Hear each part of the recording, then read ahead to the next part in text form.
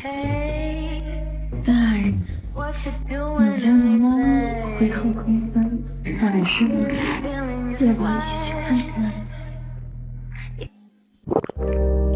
哦，竟有此奇事啊！那本官可以去吗？大人，那您看我们集团的审批能通过吗？小宝贝儿，那就要看你家的猫能不能让本官盖章了。讨厌。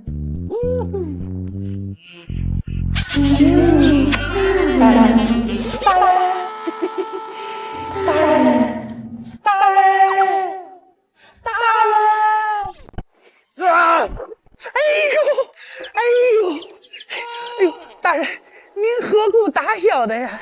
师爷，怪我好梦，你有取死之道。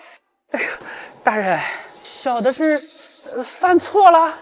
当然了，本官穿越5年，第一次梦到全色交易，这还没享受就被你破坏了。哎呦，打扰大人美梦，小的该死，小的该死。不过大人呢，现在有好事上门啦。啊，是何好事啊？云州府的何员外要花3万两白银给他儿子何坤买下萧县县令。这何员外按说挺有背景的，为何会找本县令卖官？哎呦，瞧您说的，整个云州府谁不知道您安县县令孟印背景深厚，人脉通天。行，那既然是冲着本官名声而来，那也不便拒绝。再过几日，让那何坤带着银票和简历找本官报道。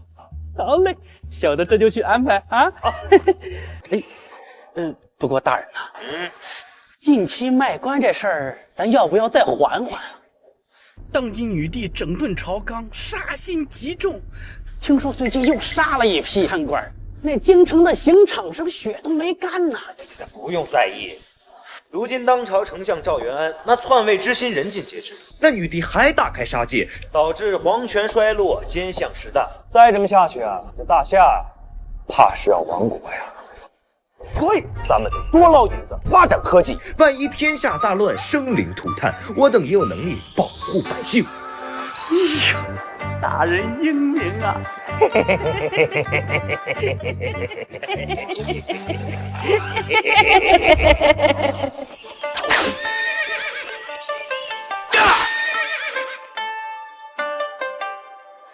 皇姐，为何突然微服私访啊？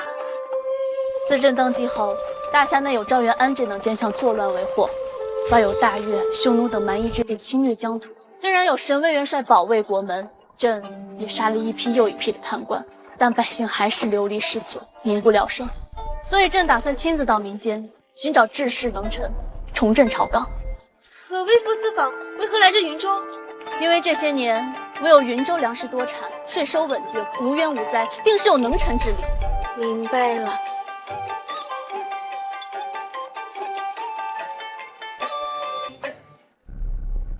皇姐，路。皇姐，路。什么路？平川。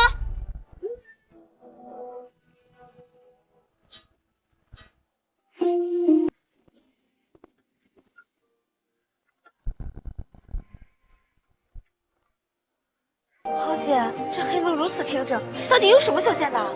朕也不知啊。哎，老伯，请问此地是何处？脚下的路又是何物？此地啊，是云州的安县。这条黑路啊，叫马路，是由水泥浇灌而成的，是我们安县县令孟印所造。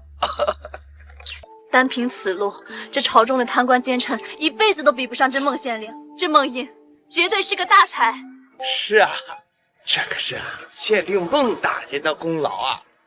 姑娘，顺着这条路往前走10里地，就到了安县县城。姑娘可以到县城里看看。这孟印定是朕要找的治世能臣。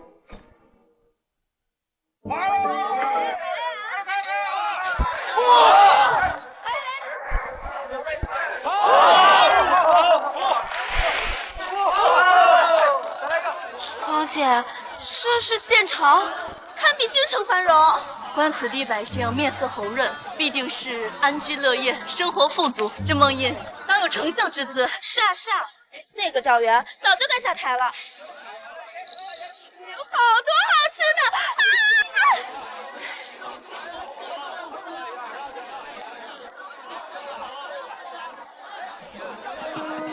杀人了！杀人了！杀人了！放杀人了！杀人了！我杀人了！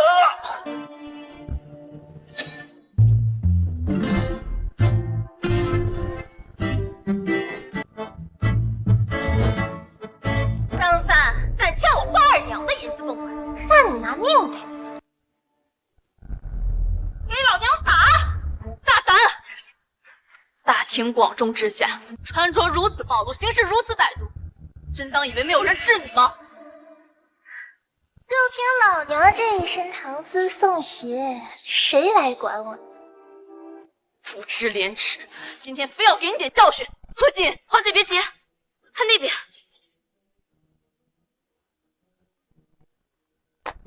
大胆，给我封锁赌场，把这个官二娘押送至官府，等待判案。哎，水督长，我跟你们孟大人有交情。给我走！不错，不愧没有包庇花二娘，想必这梦印定会关停赌坊。哼，关停赌坊？说笑呢，这赌坊可是孟大人入股的。你说什么？你说梦印是贪官，可有证据？这有什么证据？这安县的青楼、赌坊、酒楼，哪一样不是孟大人入股的？哦，对了，还有这孟大人建的工厂、修的马路，都是为了赚银子。这历朝历代还没听说过有哪个贪官能比得过他。散了，走吧。原以为这梦印是治世能臣、丞相人选，却没想到竟是一位人尽皆知的大贪官，真是留你不得了。黄姐，这有点不对呢。若梦印真的是贪官，百姓对他应该恨之入骨才对。可我看他们都不在意。那又如何？只要是贪官，一律杀之，绝不能让霍乱根源活着。可我总觉得有问题，不如先去看看梦印档案之后再说。也可。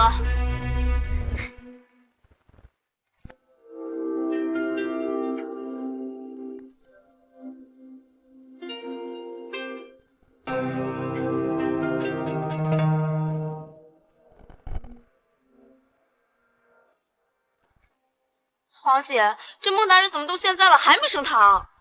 荒谬，实在荒谬！朕每日3更起床，朝廷大臣5更早朝，结果这小小县令是到晌午才升堂，这符合大家律例吗？不对，太过分了，等死我了！哎，孟大人，看您还没睡醒这个样子，想必今天还没挣到银子吧？要不明儿再升堂。虽然很困，今日也没人给本官送银子，但是这堂还是要升的。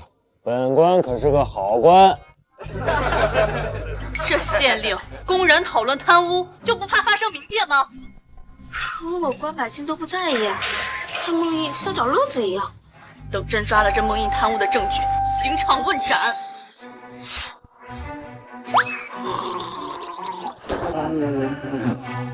现在本官清醒了，升堂！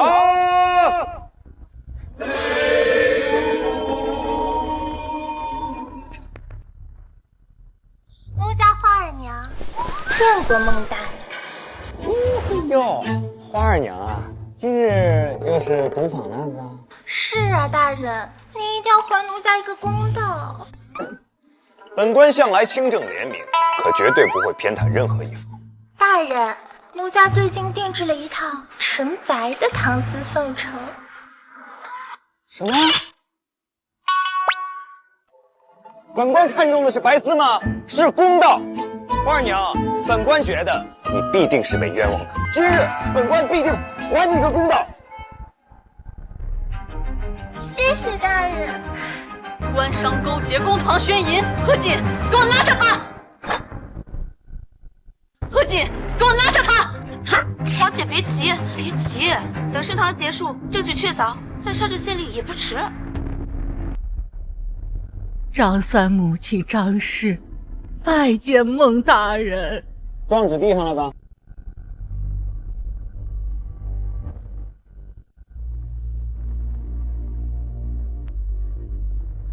这状纸本官看完了，卢坊殴打张三致死，仵作尸检，轻伤12处，头部1处致命伤，人证物证俱在。花儿娘，你是否认罪啊？大人，奴家冤枉啊！张三头部那伤是他自己醉酒撞的。撞的？那你们为何还打他呀？张三欠我们赌坊300两不还，想要消债，便借酒胆前来闹事打砸。我们打他，完全是属于自卫呀！是花二娘颠倒黑白。肃静！花儿娘啊，张三借钱不还，可否有借条啊？这是张三亲手还下的钱。下去吧。张三欠钱不还，还喝酒闹事儿，可以轻判，赌坊赔偿张氏50两吧。大人英明。大人实在是冤枉啊！那300两都是我儿子欠下的高利贷，如今我儿子又死了，万一再上门要债，我怎么活呀？好，竟然还是赌坊放贷，害得张家倾家荡产。行了，本官最看不得百姓落泪。这样吧，张氏，本官见你唯一的儿子被打死了，老无所依，这借条就作废。另外，再让赌坊赔偿你利息70两，安葬费30两，养老费、精神损失费共计200两，如何？啊，大人要赔200两呀！赌坊间接导致张三身亡，不赔的话，花儿娘去牢房坐5年。赔，我赔。岂有此理！这贪官以为赔不了银子就能了事吗？这可是一条人命啊！皇姐，判的还行啊。那既然没什么异议的话，咱们现在就……你这狗官勾结赌坊如此判案，这大夏律法何在？你这狗官勾结赌坊如此判案，这大夏律法何在？大胆刁民，竟敢咆哮胡侃！你这县令，赌坊放贷还当街杀人，却如此轻判，明显是包庇花二娘，公然充当赌坊保护伞。若被当今陛下知晓，定让你人头落地！我好啊，原来是你这个贱人，故意找老娘麻烦是不是？我告诉你，孟大人如此清廉，秉公办案，可不是你能随意污蔑。不错。张三借酒闹事，意外身亡。就算今日女帝在此，本官也这么判。大胆！区区县令竟如此藐视陛下！方进，给我拿下他！是。还敢动手！来人，把他们押入大牢。谁敢造次？大人！这是皇家令牌呀！什么皇家？孟大人。我等乃是来自京城的皇商，这位是我姐姐。哎，下去！原来是皇亲国戚啊！怎么不早点说？本官好给你们备茶。孟大人，你人还怪好嘞。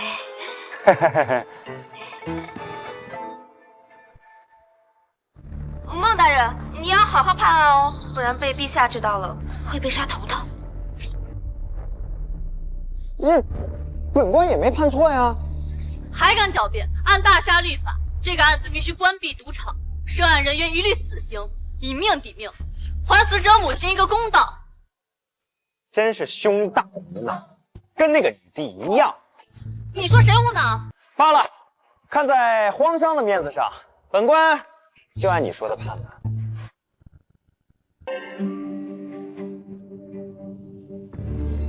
本官宣判，赌坊放贷，当街殴打张三致死，花二娘以及赌坊涉案人员一律死刑，明日刑场问斩。大人饶命啊！奴家上有老下有小，可不能死啊！大人。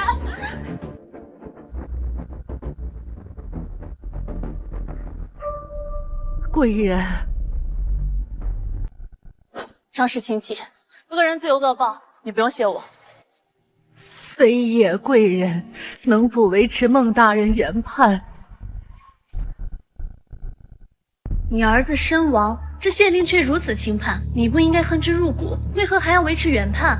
贵人，你有所不知，我那个儿子本来就是个泼皮无赖，不忠不孝，他败光家产，还借高利贷去赌博，如今打死了，对老身来说也是解脱。但老身后半辈子老无所依，身无分文，这状纸钱还是欠着的。按孟大人所判，得到赌房赔偿，对于老身来说是最好的办法了。可他是贪官啊，如此轻判，只是为了包庇赌坊。孟大人就是个好官，这么判就是最好的结果了。就是啊，这张三本就是泼皮无赖，人尽皆知。张氏拿了200两，后半生养老不好吗？放到其他地方啊，10两银子都拿不到。你们都不能侮辱孟大人，他可是把我们百姓啊都放在第一位的，你说是不是啊？就是啊，说得好。姐，这孟毅好得民心啊！这赌坊背后明明是这贪官，为何百姓却不埋怨他？说你无脑还不信，非要查，这下被打脸了吧？做人要学会变通。那个姐，别说了，不然会引起民怨。既然无人有意，那维持原判，花儿娘赔偿张氏200两，被告与原告和解，就此结案。大人英明，多谢孟大人。退堂。大人看着，是他妈大案，累死我了。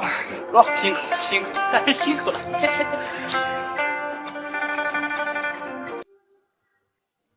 真想不明白，这贪官明明是赌坊的保护伞，为何拿他没办法？黄姐，我也想不明白，不如去问问他。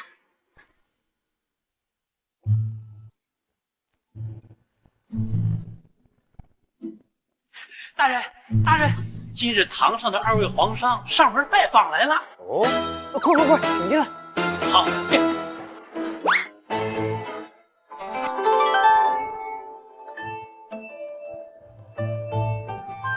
见过2位皇家小姐，还不知道如何称呼呢。夏清瑶。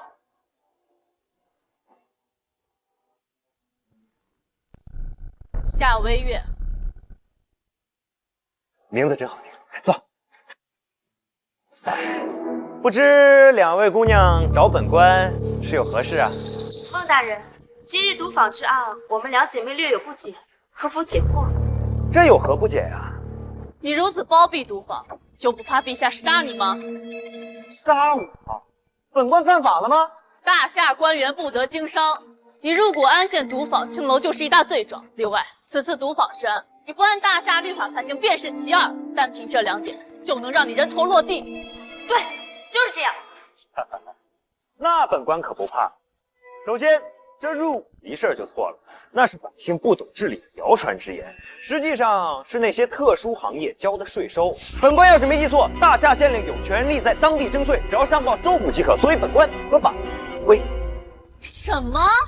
你还向赌坊青楼收税？当然了，收税是为了更好管控这些罪恶行业，稳定治下，避免惨无人道的事情发生。本官这是为民所想。孟大人，你好聪明啊！那是。那赌坊之案呢？那更简单了呀。本官判罚之后，花儿娘有意见吗？张氏有意见吗？百姓有意见吗？他大夏律法有意见吗？孟大人，律法可不会说话哦。对呀，都没意见。所以如何定本官的罪状啊？你这都什么歪理？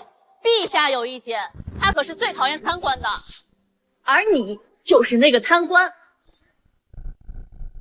你不嬉皮的，谁说我是贪官？本官辛辛苦苦捞银子，呸，赚银子啊，还不是为了安县的经济发展？不然官府没银子，谁给百姓修路造桥？谁给百姓添衣加食？难道本官没银子，那去找女帝要吗？孟大人，你说的好有道理啊！哎，不过说起这贪官啊，本官觉得当朝当仁不让。什么？你说女帝贪污？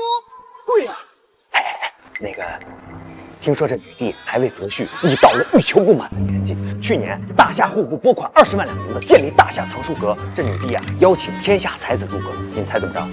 那些才子那可都是精通六域，气血旺盛。结果入阁3天出来之后这个面色惨白，脚步浮肿，明显就被榨干了呀！你说这女帝拿着户部拨的银子，公然白日宣淫，岂乃贪污之典型啊！你找死！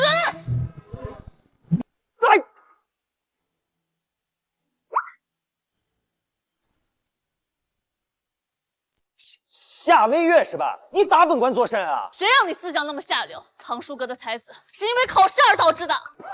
贼是呀！算了，本官不跟你这个女帝脑残粉计较。我先消下肿，你们坐着。皇姐，这孟大人真有意思。当贪官还贪出道理来了，等朕搜集到证据，马上斩了他。可是皇姐，孟大人的道理很对呀，而且很有用的。那朕先放他一马。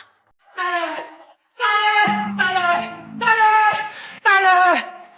怎么了？哎呦，大人，河员外的公子何坤到了。有人上门送银子了，快带进来。好。皇姐，孟大人又要贪污了，先看看。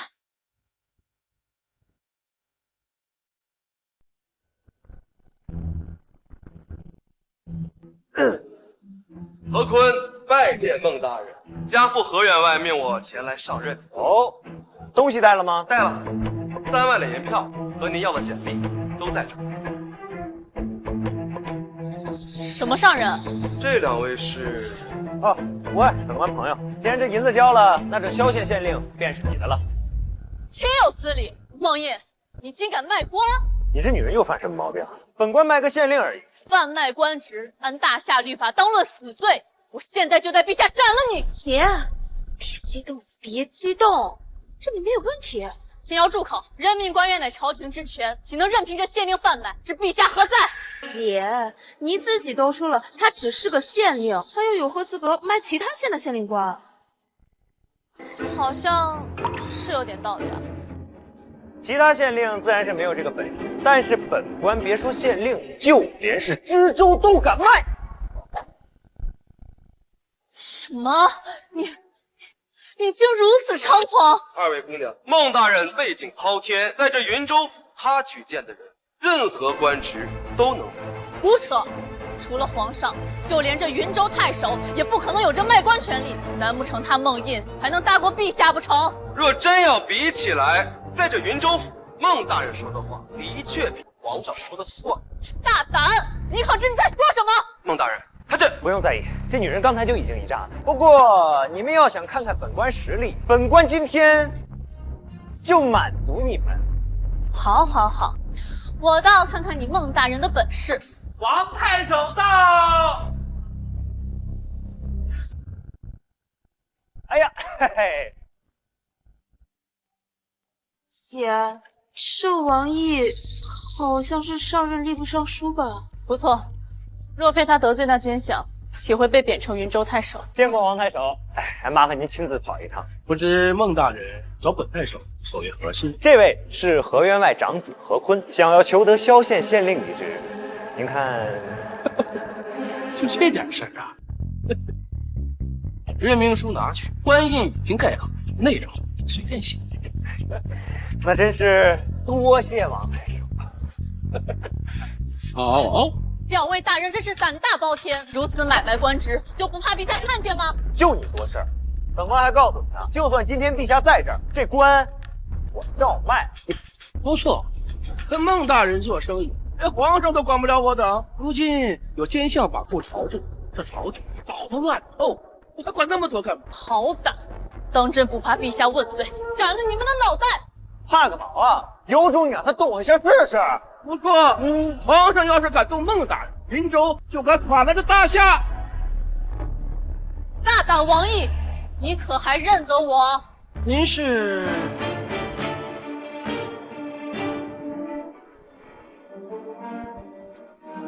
今日朕登基为帝，愿大夏国泰民安，天下太平。吾皇万岁万岁万万岁！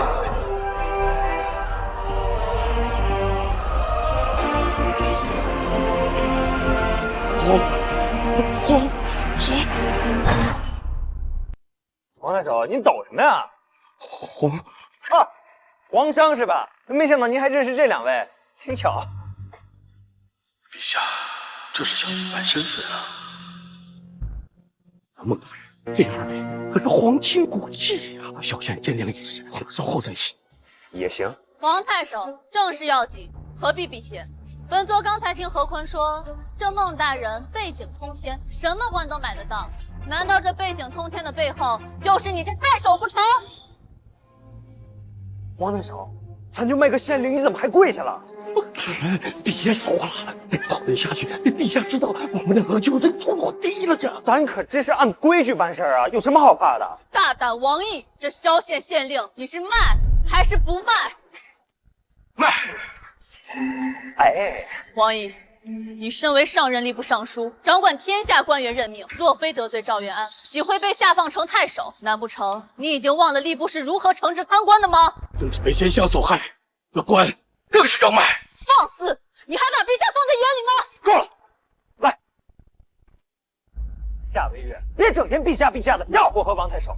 好，好，好。我说你孟英为何如此胆大包天？原来是你们云州府上下蛇鼠一窝。既然如此，那就等着陛下前来问斩。大，你一个女帝脑残粉，真当本官会怕吗你啊？我还告诉你，今天就算女帝亲至，这县令本官照卖。而且到那个时候，别说县令了，3公9卿6部尚书，本官照卖，就连皇位本官都敢卖，你信不信啊？孟大人，好牛逼啊！好，好，好！本以为你这县令只是胆大包天，没想到竟是失心疯。你以为女帝会配合你卖官不成？没有买不到的东西，只有出不了的价格。并且本官这样做完全不怕女帝追责，因为本官做的一切都是合法合规的。官商勾结，受贿3万两卖官，你跟本座说是合法合规？不错，并且这不叫卖官，这叫能人举荐，这符合大夏官场的任职条例哦。你的意思是，这何坤是能人？当然了，我们坤可是很优秀的。来，坤，把简历拿出来给他们看看。来，看看啊，这上面可有他的介绍。做过主簿、掌柜，还与他父亲何员外外出经商，与各大豪门都打过交道，人脉有，管理有。那做个县令，那不是绰绰有余吗？还行，但收了何坤3万两，就不怕这何坤掠夺民脂民膏？你好好看看最后一栏附加信息，何坤是受制于布庄发展力，想把布庄移到萧县扩大，带动当地经济发展。单凭这一项，就能保证萧县上千百姓温饱，算是一个能人。但你们收了何坤3万两，这就是受贿。一个愿打一个愿挨嘛。本官只是给我们坤提供一个渠道。再说了，这3万两银子也并非我和王太守收取，而是大部分都上交到云州府库，作为任职保障金。何为保障金？何坤上任的保障金啊！万一他上任之后说的与做的不符，这笔银子就是善后的费用，我们得对百姓负责嘛。既然如此，那这县令倒也能卖给何坤试试。像何坤这么有能力的人，既能给官府银子不说，还能带动当地百姓发展，这县令岂能不卖他呀？若是女帝在此，本官就敢开价买官。100万两买个知府，1000万两买个6部尚书，而且啊，银子全部交到皇宫内库。你看他陛下答不答应？卖，现在就卖！姐，冷静。这可是卖官，如今这大夏国库空虚，这任职官员又有保障，若真有个100万1000万两，陛下绝对愿意。如此一来，是不是觉得这官卖的皆大欢喜呀？哎呦，但是吧，这如今大夏朝纲混乱，给女帝出高价买官不值。你什么意思啊？这等大官权力哪儿不值了？因为如今这奸相赵元安势大，结党营私不说，女帝还不敢动他。我若是买了官，这当不了几天就得被奸相排挤。放肆！真当以为陛下怕了那奸相不成？本官自是知道他不怕，甚至知道女帝担忧，若是直接动了赵元安的话，大夏朝纲会直接崩塌，到时候百姓会更难过。既然你都明白，又为何会这么说？我说什么了？所以本官说这女帝脑残嘛，只要是整点人，这审查下简历，单凭卖官这一季，国库就能进银子，而且还能扶持一批皇家掌握的富有官吏。这除了稳定天下人心，还能对抗奸相。但那女帝天天就知道杀贪官，搞得官官自危，谁还敢卖官啊？王毅，您是上任吏部尚书，卖官一计有何见解？当年奸相陷害本官，就是为了吏部任命百官的权力发展党羽。若能放开卖官之策，不但能招取能人，扫除朝中大片酒囊饭袋，还能限制奸相党羽。此举真是一举多得，不需要动用一兵一卒就能压制奸相。王毅，若我启禀陛下，让你重回吏部尚书之职，您可有把握制约奸相？若是之前，王毅自然是没有丝毫把握，但如今若能重掌天下官员任职之权，必有把握遏制奸相党羽。我的个乖乖，你比本官还牛逼啊！这休书一封，王大人就能重回吏部尚书了？当然，我才是背景通天。孟大人，我姐姐可是很厉害的。皇姐，你真要让王毅重掌吏部尚书？如今赵元安那奸相声势浩大，必须得有人制衡他。看遍朝堂，唯有卖官之计最为适合。明白了。不过我发现孟大人卖官还是贪污了，因为有一部分银子还是被孟大人称为介绍费进他口袋了。朕早就发现了，若不是大部分银子都入官府府库，朕今日就宰了他。孟大人贪的真有意思，无论是赌房收税还是卖官收银，全都交到府库里，这跟直接把银子送给皇姐你有什么区别？甄梦印的确是一个人才，朕还真不能宰了他。陛下小心！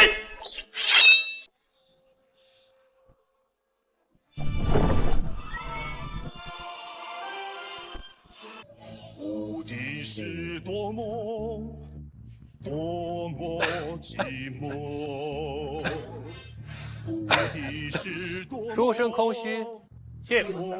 天下五绝之一，大乐书生空虚公子，正是在下。你这书生来此处何事？有人出了一笔，特邀本公子采取小姐心。大胆！你可知本座是谁？乱臣贼子吧！想东陛下先过我这关。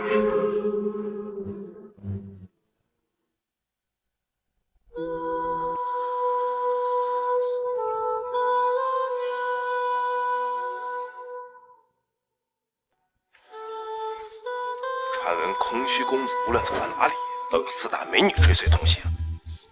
难道？美人儿，跟3位打个招呼。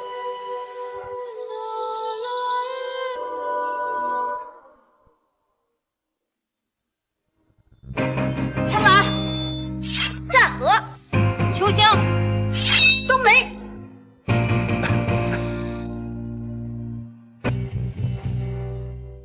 4大美人铜筋铁骨，刀枪不入。今日就算是有千军在此，也能取尔等水水。3位还是乖乖留在此啊！陛下快走，属下只能争取斩杀时间。该死！别让朕知道谁是幕后黑手，否则杀他十族！快快跑！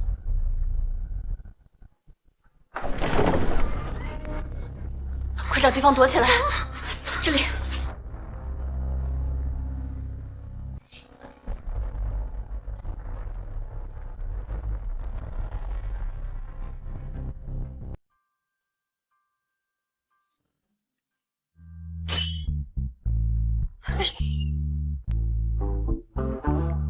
夏文月，你好骚啊！哎，你大半夜钻本官被窝还不让我说，这我……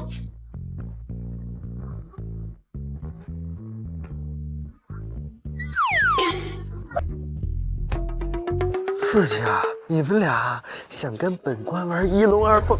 大人别说话了。干嘛呀？本官一个清清白白小伙子，岂能如你们俩如此糟蹋？糟蹋就算了。哦，还不穿黑白双姿，本官岂能忍气吞声？早别喊了！不是你们到底什么意思啊？真当本官是随便的人啊？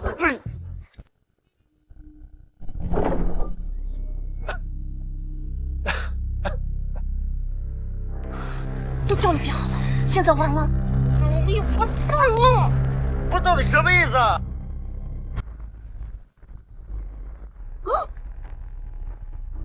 两位姑娘真是好兴致，这个时候还不忘欢，不如考虑考虑本公子如何？你谁啊？本座空虚公子。我看你是肾虚公子吧？是空虚，不是肾虚。公子，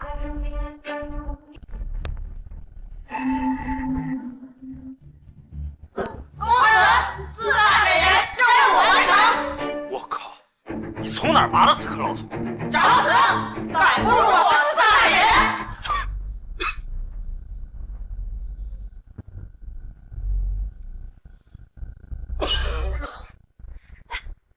妈的，谁能告诉我这是什么情况？你傻呀，看不出来他们这群人要杀我们吗？还不快逃！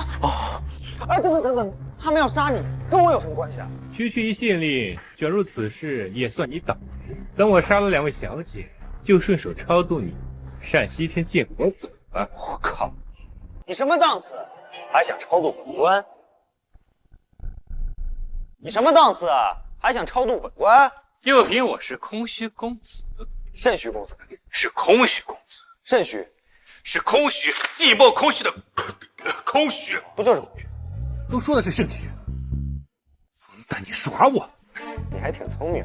孟大人，这些人都是高手，再不走真要没命了。不走，这可是我地盘，要是走了面子往哪放啊？你要是敢动我，我就让你去见佛祖。哎呀，你疯了！空虚公子乃天下最厉害的5人之一，4大美女又是一流高手，这群人就算在军营中的来去自如，你就一贪官，凭什么跟他们对抗？凭什么？就凭本官在这待了那么多年，花了那么多钱，养了那么多人，研究了那么多科技。你这县令还真是口出狂言，放眼整天下，还没人敢说送本公子去见佛祖。既然你想死，那本公子就成全。慢着，动手之前先让我给菩萨上炷香，免得犯下杀身之罪。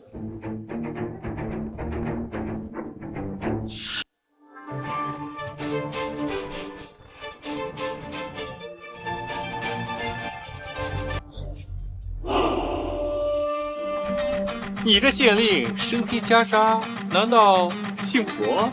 当然了，本官天天拜佛烧香，并且还有菩萨赐予我的保命佛器。本公子走天下名寺，拜访众多高僧，还从未听过佛祖赐下佛器。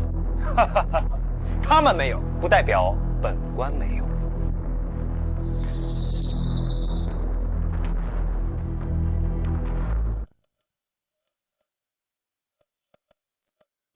求神，求神，求親友，求媒人，求觀音劍跡菩薩保佑，今日本官被迫無奈，要犯下殺生之罪，望菩薩體諒。如此生死關頭，你還想着上香？你還要不要命了？孟县令，你是不是因为贪污太多，所以临时抱佛脚，心虚求菩萨原谅啊？瞎说什么呢？本官的银子赚的是坦坦荡荡的。好了，菩萨已经允许我动手了。哈哈哈哈！你这佛造型如此怪异，依本公子看，必是邪火。本公子还是送诸位上西天吧。想送本官归西，肾虚公子，你可听闻南无加特林菩萨？南无加特林菩萨。什么假的菩萨？本公子未曾听闻过，孤陋寡闻。此等菩萨连本官都要敬畏，本官手中这加特林便是菩萨赐予我的护身佛器。就凭这堆破铜烂铁，也敢自称是佛器？你懂个屁呀！真正的佛器不在外观，而在内蕴。此物名为南无加特林，一息3600贯，就算面对千军，杀人也如草芥。我劝你速速退去，否则让本官平遭杀孽，担当不起呀！哈哈哈哈！本公子还真是糊涂，就凭你这堆破铜烂铁，还真想杀了本公子不成？什么佛器，什么菩萨？你这县令说了这么多，不会是想拖延时间搬救兵吧？姐，我们有救了！王爷，救兵什么时候到？若是能干掉这书生，本座记你大功。啊？什么救兵？哪有救兵啊？就这几个人，本官一个人就能干掉了。那你凭什么能干掉这群人？4大美人可是刀枪不入的。什么年代了，功夫好有个屁用啊！姐，我还这么年轻，要死在和尚手上了吗？梦影，本座认识你，真是倒了8辈子血霉。 4大美人听令，杀了他！趴下！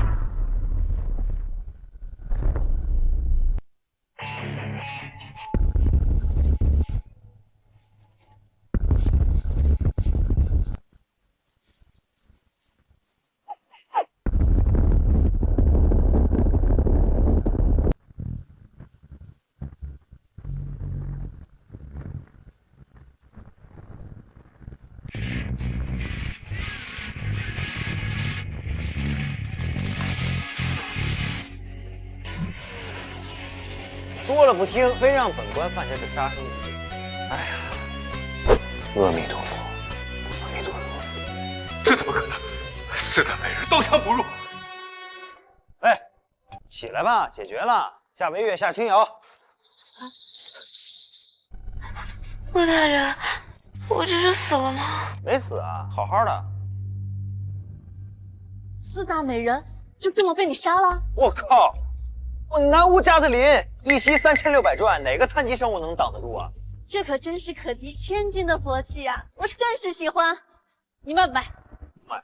现在本官手上就这一把。你不是喜欢银子吗？我出10万两如何？此等佛器在我的手中还能发挥更大作用。10万两，本官随手一摊就有了。这加特林要用银子作价的话，最起码得1000万两。1000万两，这可是大夏1年的国税啊！我靠！ 本官这些年投入科研的银子不计其数，1000万两卖你算便宜的，要换其他人没有3000万两免谈。那你怎么着才能卖吧？对于本官，只要价钱合适就可以买卖。要不然我把青瑶嫁给你。姐，你干嘛？大胆！你竟然敢挑战本官软肋！ 你不愿意？我愿意，毕竟本官还未娶妻。这真是便宜你了。京城不知有多少公子哥都想着我们家青瑶呢。啊，那这加特林也不用买了，就当娶青瑶的聘礼了。一言为定。不行，我还没答应。夏青瑶，微月是你姐姐，能够代表你的长辈，所以从此以后你就是本官的老婆了。不行。 孟大人，我姐瞎说的，没瞎说。笑死你！你们当本公子不存在吗？看着本公子的面堂气说呀！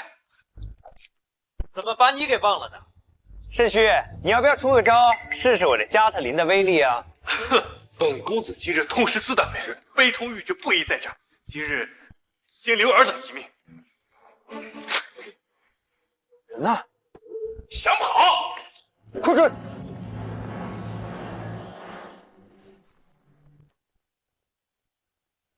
洪须，4大美人都死了，你还不快束手就擒？今天任务失败，是本公子认栽了，那还需回去复命。趁虚，你跟谁复命啊？这就不方便透露。洪须，你若识相，交代出幕后之人，我还能饶你性命；否则孟县令让你求生不得，求死不能。啊！ 就是如此，别以为佛系在手就想伤我空虚公子儿那么简单。这是他的成名绝技——剑飞仙。我靠，还会飞！孟县令，来日你入我加特林傍身，本公子必须你洗上人头。靠，今日是留不得你了！等着，有种别跑！哎，你。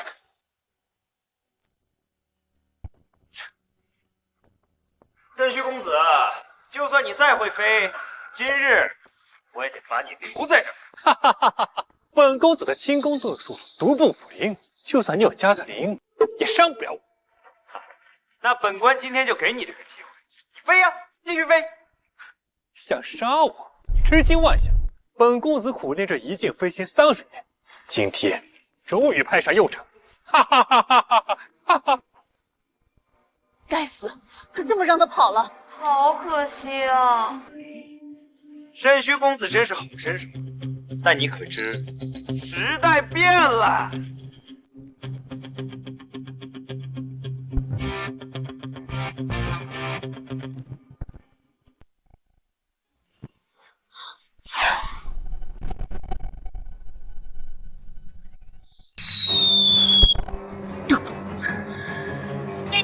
忘了告诉你了，除了加特林，还有这个火箭筒，也是菩萨赐予我的护身佛器。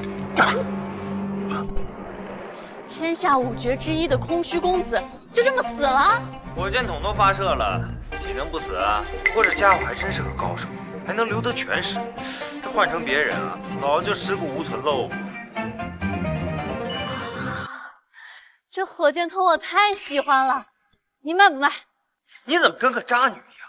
刚才喜欢加特林，现在喜欢火箭筒，见一个爱一个。就喜欢怎么着？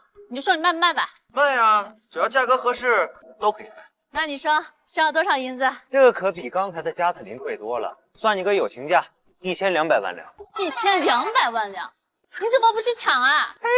抢劫闹卖军火赚得多。那你说怎么着才能卖吧？这样吧，本官刚刚用加特林换了个老婆，现在不如用这火箭筒再换一个。孟大人，你不会还想娶我姐吧？有什么问题吗？这可是火箭筒，只用它换夏微月，往后倒退1000年都没这个。放肆！就算全天下男人都死绝了，我都不会嫁给你这个贪官。没得谈了，那不卖了。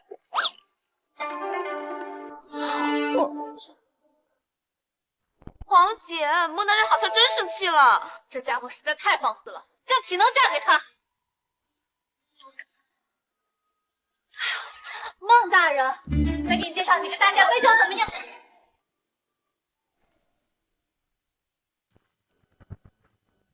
父亲，启禀父亲，刺杀女帝失败了，空虚公子和4大美人身死。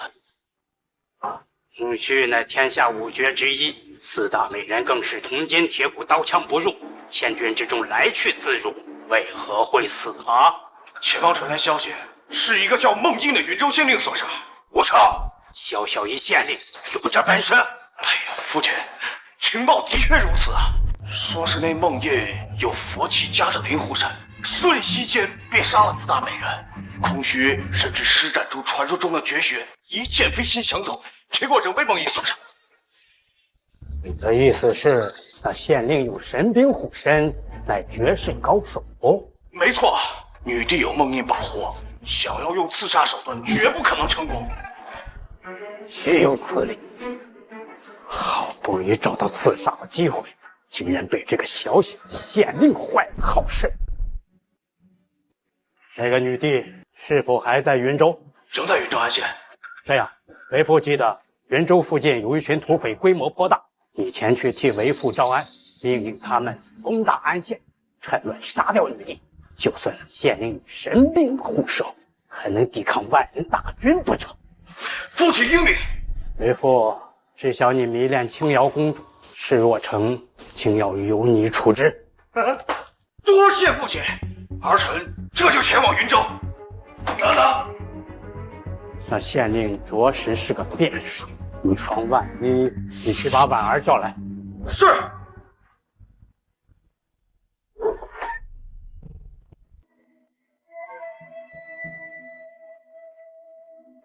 婉儿拜见义父。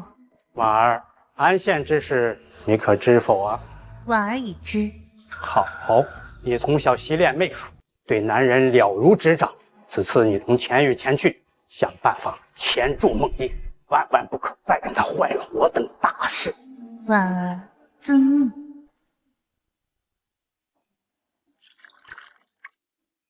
皇姐，你真要把我嫁给孟大人？你不愿意？当然不愿意。我看你们两个挺合得来的。可你只是为了加特林，那是物质的婚姻。再说了，我的彩礼凭什么要给你？反正你要加特林，我就不嫁，要嫁你自己嫁。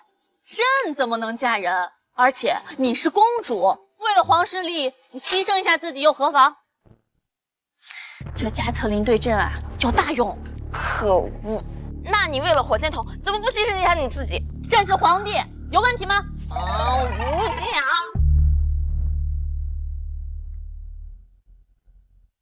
见过陛下，见过公主。刺杀之事查清楚了？启禀陛下，属下只查到空虚等人都是来自于大越。你这大内统领办事真是越来越退步了。请陛下恕罪。不过陛下，属下还查到一事，与孟大人的佛器有关。哦，快说。据属下所调查，加特林火箭筒都出自于孟大人所建立的宪科院，安县内的马路工厂也都出自于此。宪科院听起来怎么跟工部似的？回禀公主，的确如此。据属下调查，孟大人每年花高价聘请民间大将加入宪科院，研究所谓的科技，而且每年的投入不低于1000万两。什么？1000万两？你确定？属下确定，因为这笔银子有账可查，都出自安县府库。一县府库竟然会有1000万两银子？不对，这贪官贪的钱都在这府库里，也就是说，这家伙拿朕的钱都投到这宪科院了。王姐，这不是你的银子，是安县的。大厦都是朕的，银子也是朕的，那个所谓的宪科院也理应是朕的，就连他孟烨也得是朕的人。不行，朕得去这宪科院看看，到底是个什么东西，能如此耗费朕的银子。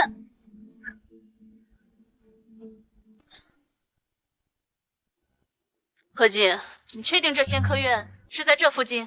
是，属下也是偶然探查到的，过了这王家村就到了。这帮年，一个宪科院建在这荒郊村落做甚？华姐，肯定是为了保密呀。就你聪明。各位大侠，求求你们放过我吧！赵公子能看上你是你的福气，乖乖随我等去莽山快！好胆！光天化日之下，竟敢强抢民女！何进，是。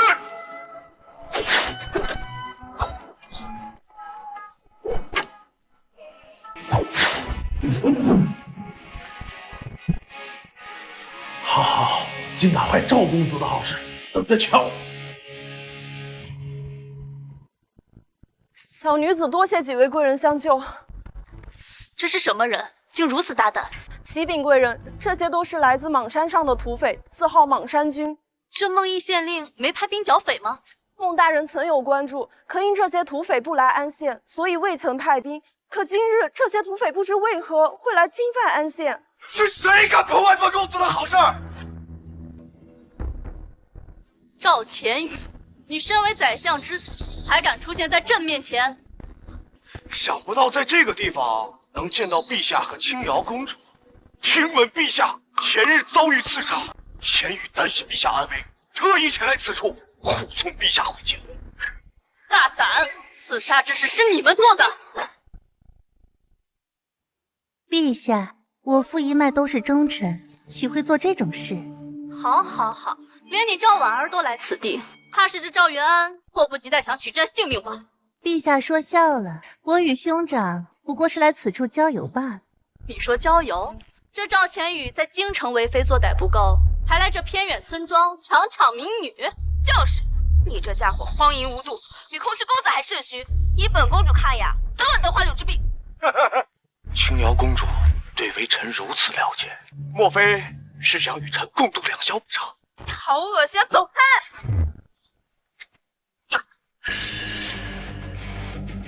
他妈的，敢在本官地盘上调戏本官老婆！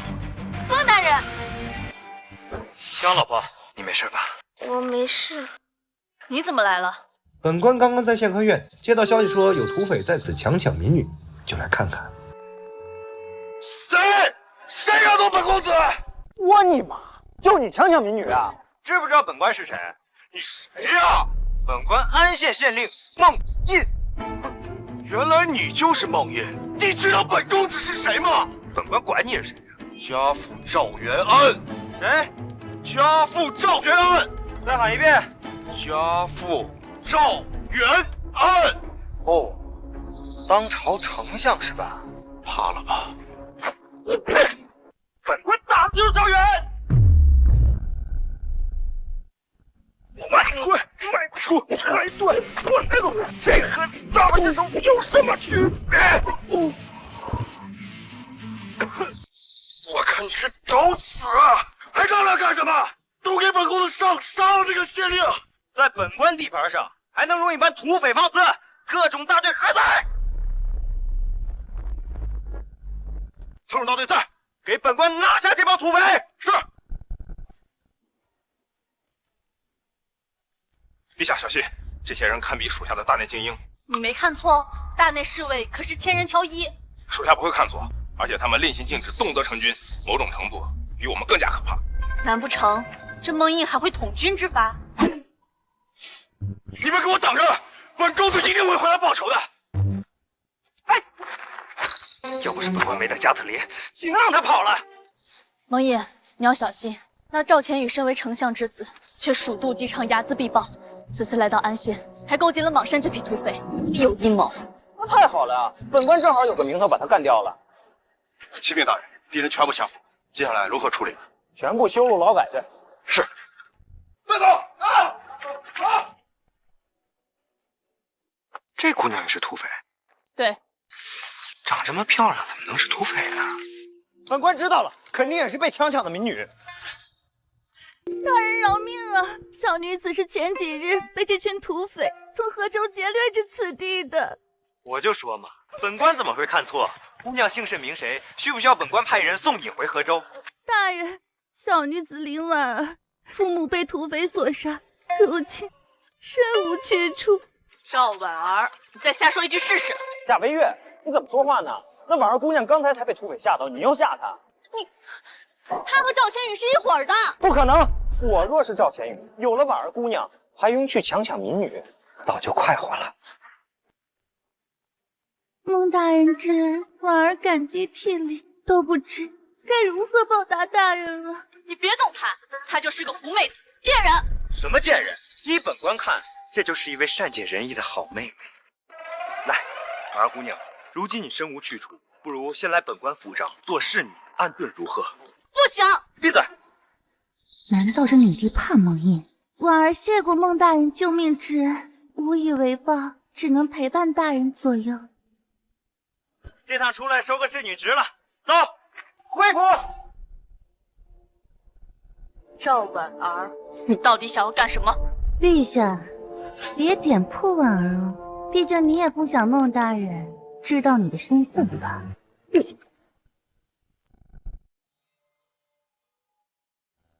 大人，力道合适吗？再用力一点。大人，为什么侍女要穿这么奇怪的衣服啊？这可是本官特地向花儿娘借的侍女服，一套唐丝宋鞋，咱们讲究的就是一个氛围。赵婉儿，穿着如此暴露，真是不知廉耻。孟印，你让他走，否则我和秦瑶今日就回京。啊，微月姐，奴家有什么地方得罪您了吗？就是啊，那婉儿都这么可怜了，你还不允许她有个住的地方吗？大人对奴家真好。放心，你是本官的侍女，本官罩着你。谢谢大人。好，好，好，用美人计是吧？秦瑶，给我上！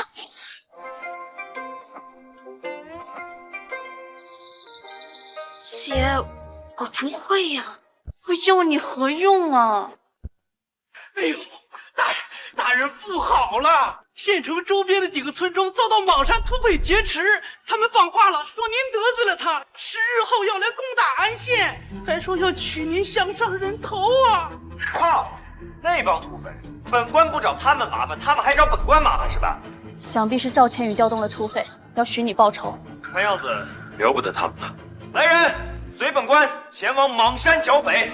不行啊，大人，那群土匪足有万人，而且那莽山地势险峻，易守难攻啊，藏身之处更是无数，就算调集10万大军，那也是无用啊。这土匪势力竟如此之大，区土匪，想必孟大人不会放在眼里。赵婉儿，你是故意让孟印去送死？哪有啊，微月姐，奴家只是觉得孟大人很厉害，那群土匪肯定会被剿灭的。有道理，孟大人确实很厉害。你站哪边的？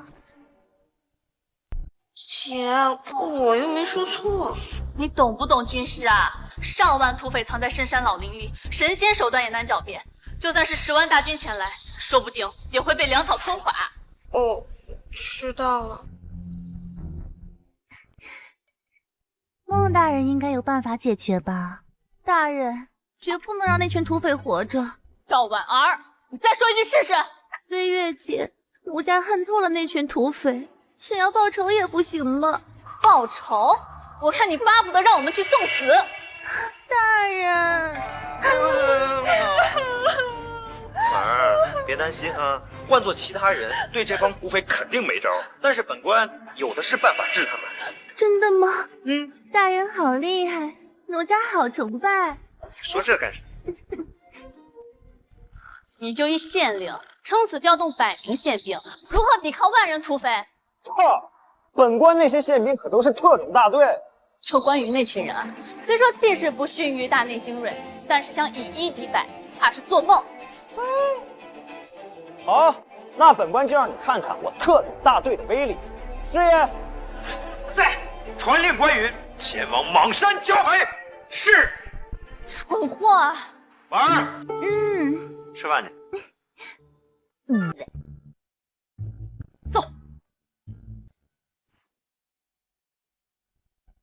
拜见孟大人。上弹，准备剿匪。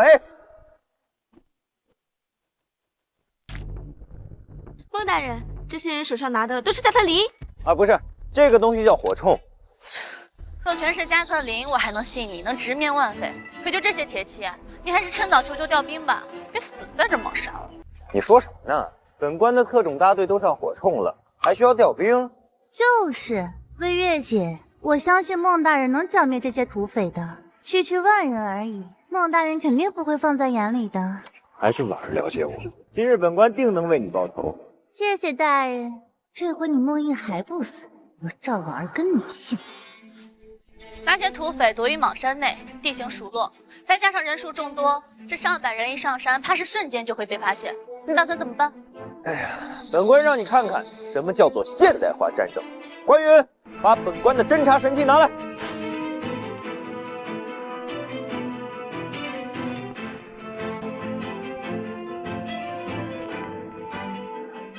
这是什么？这个东西叫做无人机。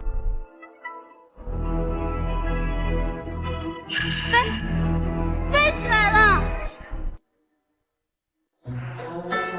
厉害吧？这个是本官花了几百万两银子研究出来的。好厉害呀！可是孟大人，这个会飞有什么用啊？难不成靠这东西去击败土匪？婉儿，看看，这能看到躲在丛林里的土匪。大人，这是莽山内的景象。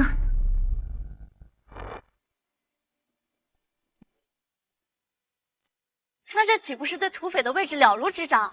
那是，不然怎么叫现代化战争？孟大人好厉害！江老婆，本官厉害的可不止这一点哦。还有什么？这里不方便说，回头你来本官房间，本官跟你慢慢说。该死，兄长危险，这县令手段颇深，我得套出来。大人，除了这无人机还有什么？奴家也想听你细说。赵婉儿，你不准接近孟大人！奴家贱人，再上前一步试试。孟毅可是青瑶夫君。那个家事回头再说吧，先干正事啊！当然了，有莽山画面还是不够的，为了行动一致，咱们还得加强通讯。关羽，发放对讲机。孟大人，这是何物？这叫对讲机，手持此物的两人能在方圆10里内联络对方，正好覆盖莽山范围。千里传音，这不可能。谁说千里？10里还是没问题。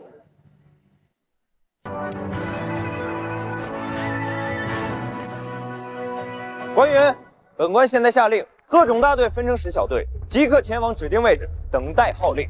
是。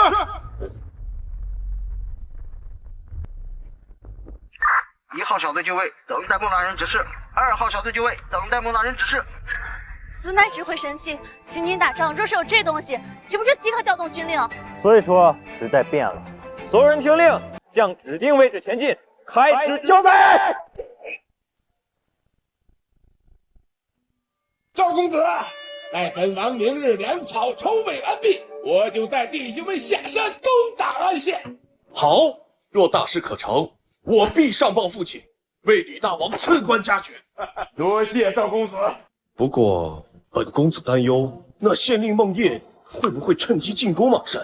赵公子说笑了，他一个区县令，怎敢带兵？何况我邙山地势险峻，易守难攻，就算来10万大军，本王也能守得住。就凭那县令，如何攻打邙山？大王，不好了，安县兵打进来了，弟兄们损失惨重。什么？一群废物！对方人多，不会躲避报信。大帅，前朝弟兄们都死完了，而且都没看到对方是谁。没看见对方是谁，人就死没了。对，死的群那边脑袋上还有个小洞，不知道被什么杀的。难道是加特林？赵公子，什么是加特林？根据情报，此乃加特林菩萨赐予那县令的佛器。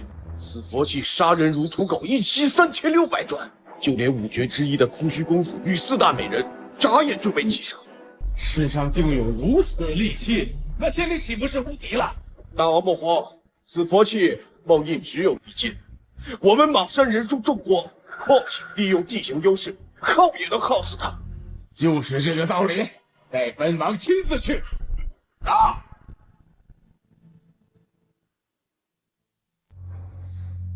这什么东西？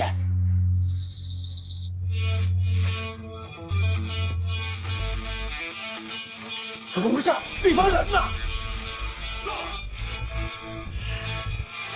李大王，这邙山不安全了，弟兄们会被耗死啊！不如全部下山，先攻打安县，拿人数耗住他们。好，本王定要斩下那安县令的人头。哈！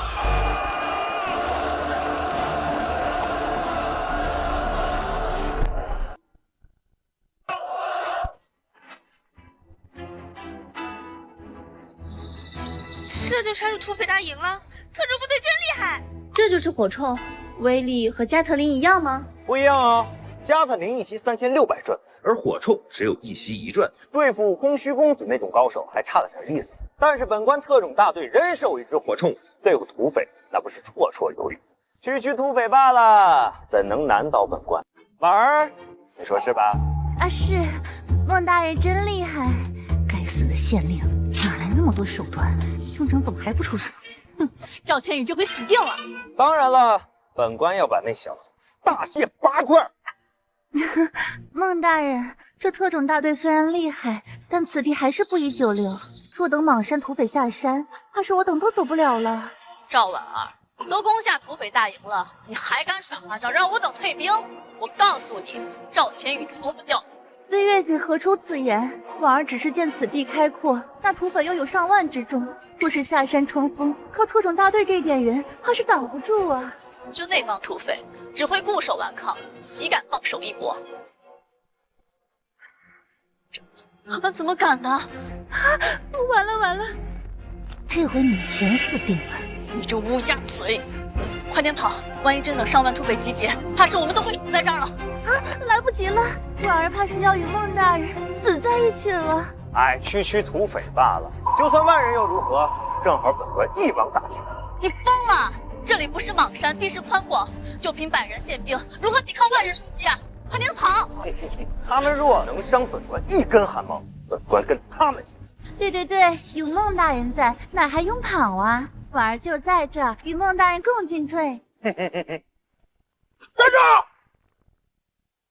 杀我邙山好汉，而这还想走？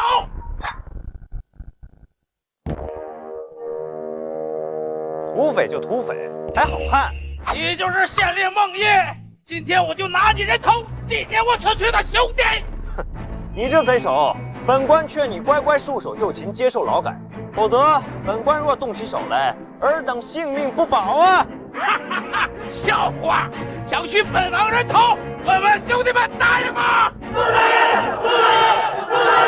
应！孟烨，别以为有加特林护身便可无忧，看看吧，邙山有数万好汉，堆也能堆死你。赵千羽，你乃丞相之子，却勾结土匪攻打县城，这等造反之罪，你爹都保不住你啊！啊？谁勾结土匪了？本公子只是知道莽山好汉与你们有仇，特意前往此地调解恩怨罢了。梦叶啊，你最好识相点儿，乖乖给本公子磕头认错，还能饶你一条小命。否则等莽山好汉全部出动，你怕是连尸首都保存不了完整的了。你可真够无耻的呀！不过既然知道本官有加特林，尔等当真不怕死？知道莽山的马怎么来的吗？怎么来的呀？就是不怕死，莽来的！莽死！莽死！我靠！竟然比本官还嚣张啊！真以为你们人多，本官就治不了你们？不就是加特林吗？今天就是天上我3万兄弟的性命，也要全军县令的首级。王爷，莽山土匪人数众多，士气正旺，此战攻心为上。你快把加特林拿来，配合特种大队的火铳，剿灭千人后，土匪定会崩溃。啊？那得打到什么时候去？更何况本官也没带加特林。什么？你没带加特林？孟大人，那土匪冲来，我等岂不是完了？这回你孟月还不死？别担心，本官带了其他东西。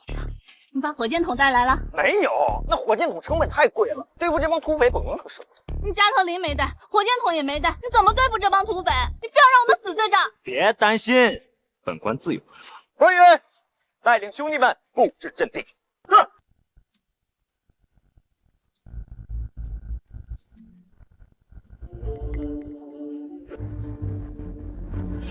这是什么东西？这玩意儿叫迫击炮，专门对付眼前的战争。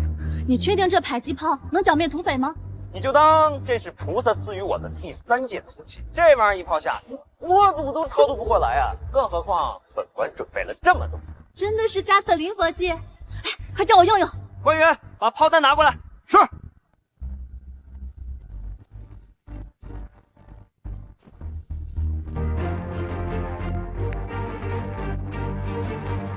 来，本官教你啊。这第一步呢，就是瞄准。是这样吗？对。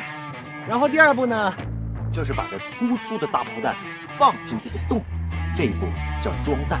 然后呢？嘣！然后就会把对面炸掉。净吹牛！找死！当着本王的面秀恩爱！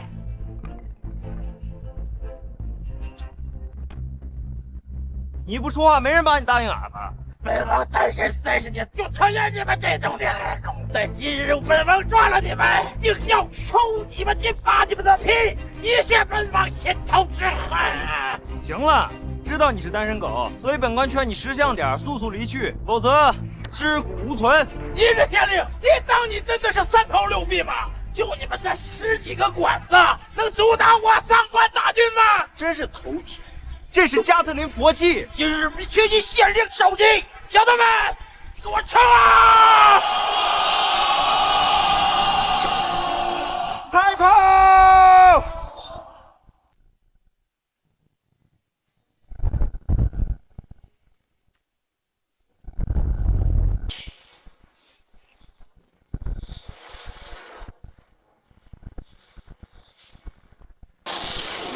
这是什么东西？这是本官弟兄2条性命！本官说了，这可是加特林的工程神器。这迫击炮的威力竟比加特林还大，扛上此物，一员便可灭万军。我大人真厉害，我也来试试。不行，玩假的，玩真的。为什么姐姐可以，我就不行？那以后魏月也不行了。来，昂山好汉是吧？今日本官说了，一个也别想走。大王，赶紧跑吧！给你们损失惨重啊！别跑！去帮人手先生，上演全了！你神经病吧你！这不也就是天庭下凡？其实我的土匪可以对抗的。兄弟们，去啊！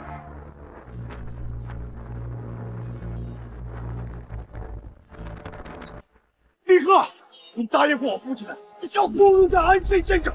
闪开！本王请他为他见下送命在此。土匪，你们怎么能这么不讲信誉？我先听话。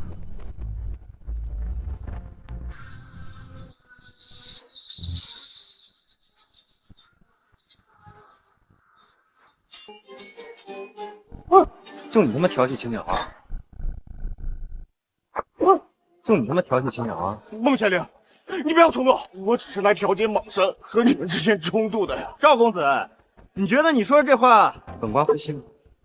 勾结土匪，调戏青鸟，还让本官杀你求饶是吧？我这赵元安，有种你就杀了我！你真当本官不敢杀你？勾结土匪，攻打县城，这等造反之罪，天都救不了你！不，你不能杀我！陛下，兄长不能死，你得救他。你在威胁朕？非也，兄长可以死，但不能死在孟大人手里，否则我义父震怒，必将置孟大人于死地。那孟大人岂不是很危险？的确，但只要不杀赵千羽就没事。不过，孟印正在动怒中，怕是不能善了。此事好办，我等三人齐心协力，必能让他回心转意。大人，奴家好害怕。婉儿不怕，土匪都死光了，仇已经报了。大人，原本报了仇，奴家应该高兴的。但奴家刚听魏月姐说，这赵千羽是丞相之子，你若杀了他，当今丞相定与你不死不休。奴家不想离开大人。不错，蒙毅，赵千羽暂时不能杀，否则赵元安必定会对你安县乃至整个云州恨之入骨。对，我可不想跟孟大人分开。没想到你们三个为了本官的安全如此焦虑，那这赵千羽今日不杀了，回家。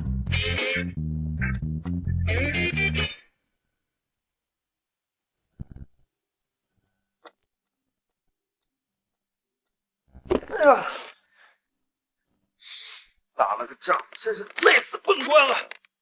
婉儿，快来替本官按摩一番。婉儿，我可爱的婉儿。大人，什么事啊？按摩。赵千羽被俘，你这侍女有点寝食不安啊。婉儿，有心事啊？大人，婉儿只是在想，土匪隐匿，大仇得报，是不是应该回家一趟？就这点事儿啊，想回呗。大人不会介意吗？这有什么好介意的？明天就回。哎，这点盘缠拿着。谢谢大人。不行，不能让他走。夏微月，婉儿已经很可怜了，回到家你他可是怕什么他呀？如此好的一个侍女，你怎么就对他意见那么大呢？让他回吧。不过赵千羽那边你打算如何处理？先关着呗，这等堪比造反的大罪，回头等他爹交一个熟人。孟大人，你还想赚天下的银子？当然了，哎，我那枪炮一响，黄金万两啊！这次剿匪所获，虽说能平账，但是本官从来不做保本的生意，所以大头就肩向而出。孟大人好厉害呀！那这得要交多少银子呀？这赵千羽勾结土匪攻打安县，罪证如山呐，怎么着也得20万两。这么多呀？那这丞相如果不出银子怎么办呢？不出他儿子就没命了。林县令，跟丞相要银子怕是不妥，我倒有一计。说，这陛下与奸相水火不容，不如我去请示陛下，让他处理赵千羽，帮你要赎金。好办法，你让陛下狠狠要，回头本官分他一半。好，那就这么愉快的决定了啊！青瑶交给你照顾，我这就回京面见陛下。青瑶，本官带你换套衣服去。走啊，快！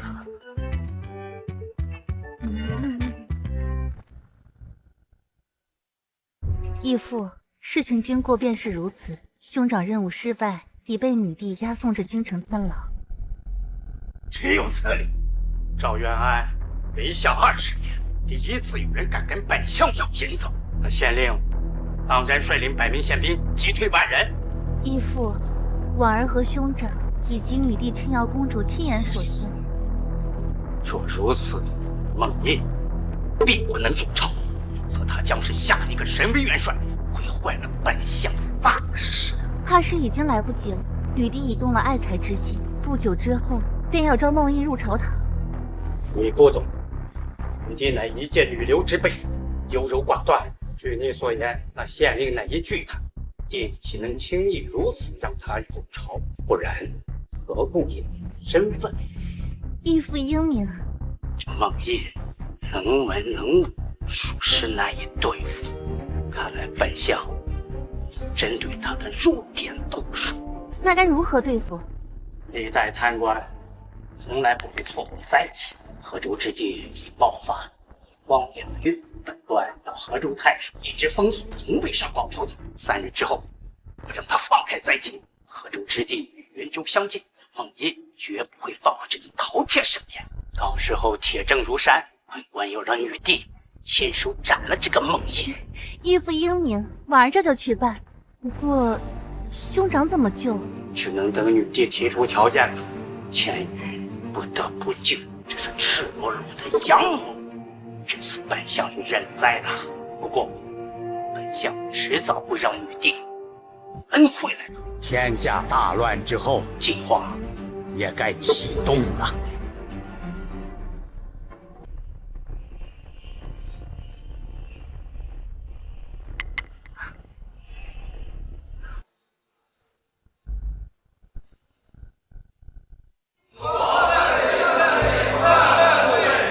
众卿平身，有事启奏，无事退朝。御史大夫李同有事要奏。前日为陛下审阅诏令，宣云州太守王毅于京，重掌吏部尚书之职，此举怕是略有不妥。有何不妥？王毅曾多次违逆赵丞相之命，阳奉阴违。哎，行了，你闭嘴吧。赵元安，你何意？启禀陛下，臣认为想清楚再说。天牢还压着一批土匪呢。差望钱宇还在这女帝手上。臣暂管吏部之事多年，早已身心乏力。既然陛下有意召回王毅，臣自当复议。丞相大人，上朝之前不是说……为了钱，本相认栽了。好，那这事儿就这么决定了。朕呢，还有一件事儿，还请丞相解决。陛下开口，臣岂能不从？这朕的内库啊，没银子了。如今皇室成员吃穿用度都成问题。陛下，此事不成问题。回头臣命户部拨款内库纹银10万两。大发叫花子的，10万两3个月就花完了。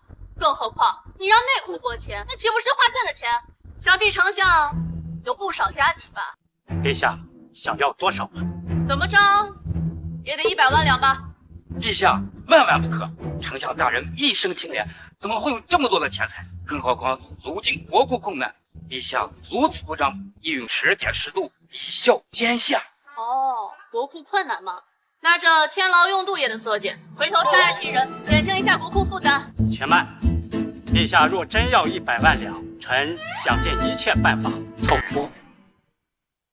不过陛下若还有其他要求，臣便无能为力。丞相大人，您今日为何如此放纵陛下？不错，应当让陛下所余减食，与国共苦。你们这几个王八蛋，见不得正好是吧？赵元安，朕呢也并非得寸进尺之人，回头银子到了，朕给你一份免罪诏书。谢陛下，给臣1日时间，给陛下送上100万两。丞相，就这么定了。好，那既然没什么事儿，退朝吧。陛下，陛下，大事不好，800里下棋。何事？河州爆发大饥荒，哀鸿遍野，生灵涂炭，约有30万饥民饿到脱离河州，请陛下速速赈灾。大夏人口才900万，30万灾民出逃，河州太守干什么吃的？不错，河州自古水土肥沃，良田富饶，怎么会出现那么多的灾民呢？据调查，此事乃是人祸。河州灾情已爆发3月有余，河州太守非但不赈灾，反而故意封锁消息，瞒而不报，才造成如此局面。该死的河州太守，朕一定要宰了他！陛下，当务之急应当是救灾。的确，户部立刻拨款前往大农司，配合河州赈灾。陛下，户部此时无钱赈灾啊！这国库不是还有200万两吗？陛下，历代灾情都会有奸商散布谣言，这会导致粮价飞涨，而河州如今如此灾情严重，粮价怕是要翻几10倍，要按市价买粮，怕是连10万担都买不到啊！那你告诉朕怎么办？事到如今，应当让大农司调动库粮，用于治灾。陛下，我大农司虽说有粮，但是去年粮食欠收，如今库粮只剩5万担，可河州的灾民有30万人啊，就按1人1月1担，以及赈灾2个月时间算，解决河州的灾情，起码需要60万担粮。难道放任灾情蔓延吗？陛下，万万不可呀！逃荒的灾民数量庞大，这恐慌的情绪一旦扩散到全国，怕是一发不可收拾啊！一群废物，没一个能解决事儿。陛下，臣倒有一计，或许能解决此事。说，此次灾情河州与云州较近，而云州粮税稳定，救灾有余。云州太守王毅又将重回吏部尚书，需要公祭，不如大农司拨粮3万，户部再拨款30万，交由王毅给河州赈灾，如何？可我户部负责拨款，我大农司负责拨粮。丞相大人英明啊！这灾情的锅就这么甩出去了。此人差了，这是给皇上树一个地宫的机会。他若办不成的话，也入本京。懂。那孟烨也想好过，向这个叫剑三雕。拿宣旨，云州太守王毅即刻赈灾。孟烨，赵元安这奸相冲着云州去了，真希望你和王毅能好下次灾情。小宝贝们，你们藏在哪儿啊？孟大人，我在这儿呢。孟大人，奴家在这儿呢。调皮，可别让本官找到你们哦，否则，嘿嘿嘿嘿嘿嘿。呀，脸蛋真有弹性，脸蛋真有弹性，让本官亲一口。找死！哎呦喂，谁敢打本官？夏微月，你打本官几次了？别以为你是青瑶姐姐，本官就不敢拿你怎么样。打你都算轻的，谁让你对我动手动脚？切，又不会手块肉。见过微月姐。姐，你怎么回来了？我再不回来，你怕是要和这个赵婉儿共侍一夫了吧？哪有？微月姐，我怎么敢跟青瑶姐姐抢大人呢？孟县令，孟县令，出大事了！见过，办正事吧。来，王太守，河州爆发大饥荒，30万灾民出逃，陛下下旨凑了20万两银子和30万库粮，命我云州赈灾。而且还下了密函，指名道姓，让你穆印主持。什么？30万？是让我主持赈灾？是，妈的，这女帝不光脑残，还他妈不是个东西！再说一遍！再说一遍！你还不让本官说了？是我建议陛下让你主持赈灾的，王毅只是给你辅助。你给本官添麻烦啊！这么大的坑，甩锅甩到云州。陛下拨粮拨款了，就那点有个屁用啊！连10人都撑不到，气死本官了！回头我要做个女帝小人，天天这样子大人别说了，陛下毕竟是天子。对，孟大人，你不能这么说陛下。孟大人，还是先想想办法吧。你不准怪陛下，因为这都是赵元安在朝堂上的建议。什么？这奸相早知道不放他儿子回去了。赵全宇处理好了，陛下讨了100万两，这是你的50万，拿了银子好好赈灾。陛下果然英明神武，气度不凡。孟大人，你这也太现实了吧？什么现实？有银子就是爹，就是娘。陛下让我和王太守赈灾是吧？必不负所托。合着只要给你银子，什么都能办成？当然，都是小问题，就看银子到不到位。孟大人，你这是有法子了。小问题，小问题，别说30万，就是再来30万，本官也有办法。你有什么办法？快说。好，王太守，麻烦您跑一趟，把云州各地同僚全部叫到这来开会。记住，尤其是跟本官买官那些人，定要来。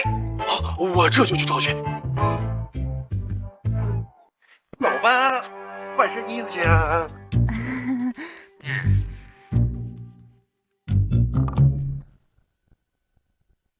各位同僚，陛下下旨，令我云州筹粮赈灾，还希望各位大人恪尽职守，竭尽全力。王太守，此次灾情颇为严重，30万灾民，凭我1州之地的粮食，这恐怕不够啊。不错，如今这民间粮价疯涨，我等还要防备治下百姓缺粮，哪里还有多余的粮食去补来呀？这个窟窿，我等还需要谨慎。若赈灾不成，让我云州各地出现粮荒，这让大夏也上加霜啊！本太守知道各位大人都有顾虑，所以才召集大家前来商量。毕竟皇命难违呀。姐，此次灾情如此严重，不错，粮食缺口很大，不然朕也不会亲自到此。孟大人，您如此安然自得，可是想到赈灾的法子了？对呀，孟大人如此淡定，必有解决之法呀！各位不必惊慌，办法自然是有的。刚本官只是在想怎么做这门生意。生意？孟大人还想借这次灾情赚银子？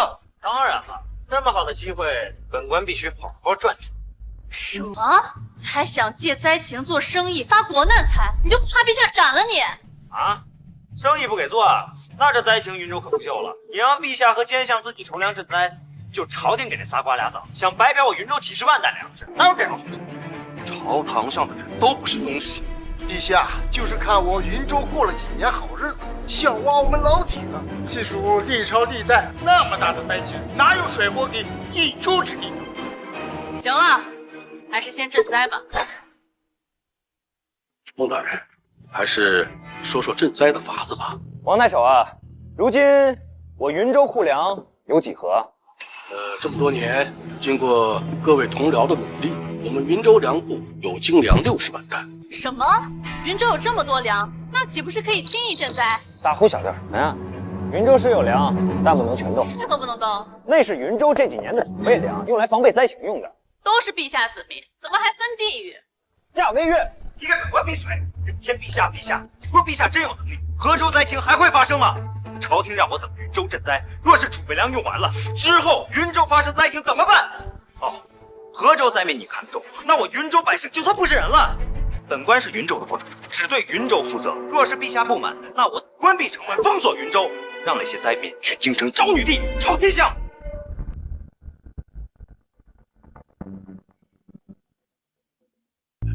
孟大人所言有理，无论如何，云州都要留有储备。不过这女帝前些日子为本官赚了银子，本官还是要给她个面子赈灾的。嘿嘿嘿。看我干嘛？看他呀！孟大人，所以王太守这次拿出1半库粮，总计30万担，去赈灾吧。好。不过孟大人，赈灾需要60万担，这还差1半的缺口啊！谁说30万担精粮全去赈灾了？先拿出10万担底价补贴给云州粮商，另外再拿出10万担给下面的小吏，还有咱们几个官员，分一分。嘿嘿。你再说一遍，分什么？分粮啊！方月，便知胆大包天，连赈灾粮都敢贪，送粮商送官员，唯独不送灾民是吧？姐，你先别激动嘛，孟大人这样做肯定是有道理的。什么道理？他这是赤裸裸的小贪污。夏微月，你不懂就别瞎扯，你学人家青瑶乖乖坐着听不好吗？我不懂。这灾情最怕的不是缺粮，而是人心。本官拿出10万担精粮补贴给云州粮商，为的就是让他们稳定粮价，稳定天下人心。可你分给你们几个官员小弟又是什么事儿？你傻？那赈灾谁去赈啊？靠女帝去赈啊？不还是我们这些官员和小吏吗？啊，河州官僚都瘫痪了，我云州官僚若是吃不饱，谁去放粮？谁去收拢灾民啊？你懂个嘛？有嘛？你一根都没。你知道什么歪理？能解决问题的他就是老子。你解决什么？好，这么一分，朝廷赈灾的粮就剩10万担了，你还怎么救灾？接下来就是本官要说的了。各位同僚，你们大多数都是跟本官买官才做上的县令，都算得上是家境丰厚、人脉广大，所以这一次就要动用你们的资源了。孟大人，有事您吩咐。不错，我等相信孟大人。这次就算贴银子，我等也要解决灾情。啊，不用贴银子，而且各位还有的赚。我需要各位召集整个大夏的粮商，用官府精粮，按照1:10的比例兑换麦麸，先换100万麦麸当赈灾粮，足够灾民吃撑了。然用麦麸赈灾？那麦麸是人吃的东西吗？那是作为畜生的粮草。都灾民了，有的吃就不错。你再说一遍！你再说一遍！你可知这天下人心叵测？你用精粮去赈灾，先不说够不够的问题，光是在这当中领取赈灾粮的，又有多少是真正的灾民呢？现在河州灾民那可是草根树皮搜食殆尽，有麦麸吃就不错了，连麦麸都能吃的，那才是真正的灾民。不行，绝不能用麦麸，否则灾民就会动乱，将会引起滔天大祸。不用麦麸也行啊，那你让朝廷拨粮啊，否则别给我逼逼叨叨的。要不是河州灾民冲着云州来，本官才懒得管这烂摊子。姐，我觉得换麦麸也行。王太守，你说呢？我觉得孟大人的法子不错，毕竟粮食问题解决了嘛，这当务之急是让百姓先吃上东西啊。好，好，好，你们真是安官一窝。姐，你别走呀！孟大人，奴家去劝劝微微小姐。去吧，不知道你们要犯什么病。啊，各位同僚，我等继续商议赈灾呀。姐，你要去哪儿？回京。真不想见到那贪官，否则迟早会被他气死。可是河州灾情，只能拿出那样的办法。朕就算饿死，也绝不会吃麦麸。我相信饭你也不会吃。陛下，为何急着走啊？滚，否则朕斩了你的脑袋。好嘞，陛下您慢走。这孟大人还真是个人才，义父不得把这事儿给捅破天了。如今证据确凿。本姑娘得赶快回京，见证一场大喜。有事启奏，无事退朝。启禀陛下，臣有本奏。丞相何事？臣弹劾元州太守王毅、安县县令孟业赈灾时，2人滥用职权，贪污行贿，私下倒卖灾粮。其行径败坏律法，有损朝廷威严，望陛下彻查，以正清廉。丞相大人，这其中是不是有什么误会呀？希望是误会，但事实的确如此。虽说此次元州调用精粮30万担用于赈灾，但众同僚可知，其中10万担被那县令孟业低价倒卖粮商，还美其名曰稳定人心、稳定粮价；另有10万担被元州上下官员瓜分，只有剩余的10万担用于赈灾，但却从精粮换成了麦麸。我大夏开国以来，从未有如此夸张的贪污行径，如若不严惩，我等一朝将遗臭万年。岂有此理！我大夏赈灾从来没用过麦麸。已入官僚，竟腐化到共同挂补灾粮，置朝廷于何地？陛下，我等请求立刻捉拿云州全体官僚，斩首示众。此事呢，朕也略知，但河州灾情严重，云州的赈灾之法实属无奈之举啊。陛下，就算再没有办法，也不可如此贪污灾粮。此例一开，后来者纷纷效仿，将被千古唾骂。不错，若后代官员也用此法，贪官将会越来越多。陛下，更可怕的是，若再有灾情，奸商作乱，麦麸必会涨价，到时候可真没有要吃的东西了。孟毅此举愧对列祖列宗，带坏了子子孙孙，我大农司必不认可。你们什么意思？把王毅、孟业2人押赴刑场，斩首示众，请陛下下旨。请陛下下旨。难道朕身为一国之君，连个孟印都救不下吗？陛下，河州传来消息，灾情平息了。不可能，30万灾民如何在短时间内平息呀？是不是河州官员再层瞒报？我等大内侍卫已经派人亲眼去河州探查，所到之处，河州的灾民躁动已经被彻底平息了。这是怎么回事啊？陛下，这主要还是云州的孟印县令的计划十分成功，他用精粮换麦麸的方式筹集到了100万担灾粮。灾民对麦麸没有意见？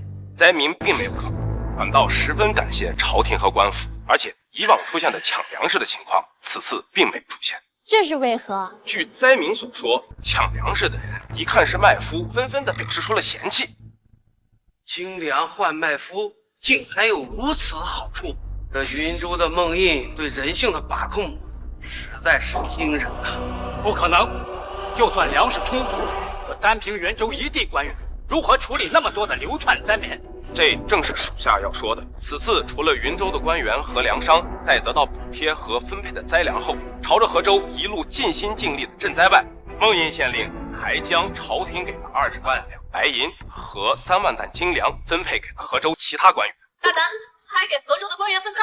陛下息怒，原本处于瘫痪的河州官员，在得到孟大人的补给之后，迅速的组织起来，利用麦麸分配给了灾民，防止灾民乱窜。另外，河州的官员还将在逃的河州太守缉拿归案，等待陛下审问。好，河州太守也抓住了，朕要亲自问问他到底要干什么。此次河州灾情，云州赈灾有功，宣王印和孟印进京面圣，各贡行赏。吾皇万岁万岁万万岁！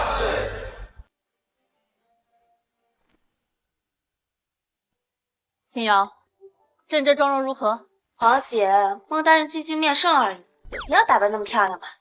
什么漂亮？朕要的是威严。等朕与他见面，我看这贪官还能说出什么歪理来。孟大人肯定会被皇姐吓傻的。陛下，河州太守已经开口，对灾情之事全部都招供。他说了什么？河州太守对灾情之事确实有刻意瞒报，但是他也不是主谋，是有人指使他这么做的。是谁？丞相赵元安。好，赵元安，你当真是大夏的好丞相，竟无人性到这种地步，真是留你不得了。何进，秘密调动禁军，等孟印进京面圣那日，捉拿赵元安。是。父亲，河州太守被捕，会出卖你吗？急什么？学学婉儿。父亲，这都什么时候了，能不急吗？若是让女帝知晓河州灾情是您下令瞒报，这怎么可能放过咱们一家呀？河州太守肯定招供了，想必女帝也已知真相，她肯定要对为父动手了。那父亲还等什么？咱们直接反了那女帝！稍安勿躁，大月你派人入京，另外为父还有在等你。有人。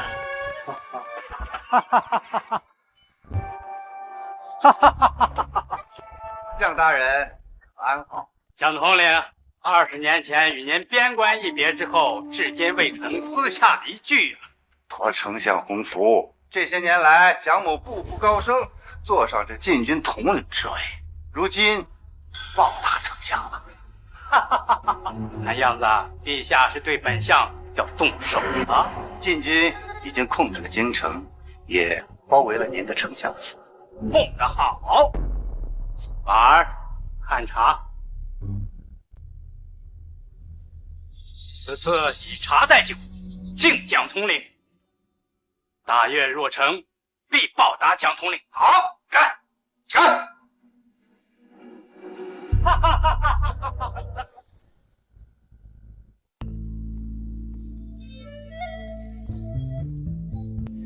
几年过去了，想不到我又回到这金銮殿。恭喜王大人重回吏部尚书之位。同喜同喜，陛下一定是不会忘了孟大人。不过孟大人，此次是你第一次入朝，万万不可失了礼数。王大人，您放心，等会儿本官站在最后一排装死，绝对不引起并必注意。孟县令，您此次赈灾有功，少乎陛下还要问话，万万不可站到如此之远。公公啊，这本官啥也不懂，您看给安排个合适又不起眼的地方呗。哎，孟大人如此大方，那本公公稍后又为您安排到位。也就是县令孟燕呐，不愧是贪官污吏，现在就开始贿赂御前太监。你谁呀？本官办事儿还轮得着你管？丞相赵元安，百官之首，你说我能不能管？连丞相大人都不认得，果然是个九品芝麻官。不错，今日就凭这银票，你本领犯下贿赂之罪，应当重判。赵元安，我等进京面圣，难道还敢阻拦不成？王爷，就算了，这区县令有何资格进入朝堂？何况犯下这贿赂之罪？赵丞相，本公公虽为御前太监，官职也没您大，但是你们可如此污蔑于我？啊，你说你手中的银票作何解释啊？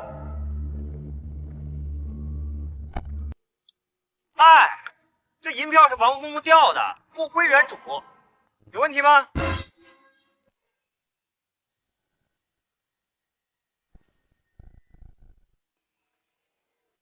没错，这就是本公公调的。孟大人，这叫拾金不昧。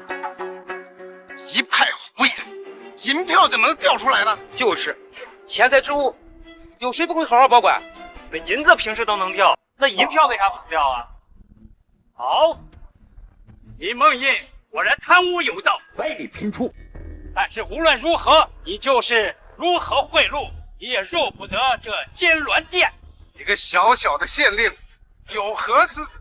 稍后我等会启奏殿下，定你分明这贿赂之罪。孟大人进京面圣，论功行赏，是陛下圣旨，三位大人怕是无法阻拦。三位大人，你们如此打压孟大人，可别怪本尚书回头弹你们一本。王爷，你的尚书之位还未下到。啊，停！能不能容本官说两句啊？两位大人啊，你们是否要弹劾本官这贿赂之罪呢？不错，本御史亲眼所见，岂能有假？没错，本尚书也最看不惯你们这些贪污的手段。可这银票，那的确是王公公调下来，而且我怎么看两位大人上前的时候，好像也掉了点东西。哎呦，本御史的确掉了银票。本尚书也是如此。那两位大人，本官是否犯下这贿赂之罪呢？没有，绝对没有。本尚书也知道孟县令肯定会物归原主的。哎呀，孟县令，您呢是个好人呐！大胆孟印，竟敢在本相面前贿赂御史大夫和户部尚书！丞相大人，这怎么能是贿赂呢？这分明是做好事儿。的确，孟大人是在做好事儿。没错，我与李弘大人先进朝堂，等候宗位，等候宗位。好啊，看来我是小瞧你。不过今天你无论如何说破天，这金銮殿进不得的。没事，这殿本官不进了。哎，王公公是吧？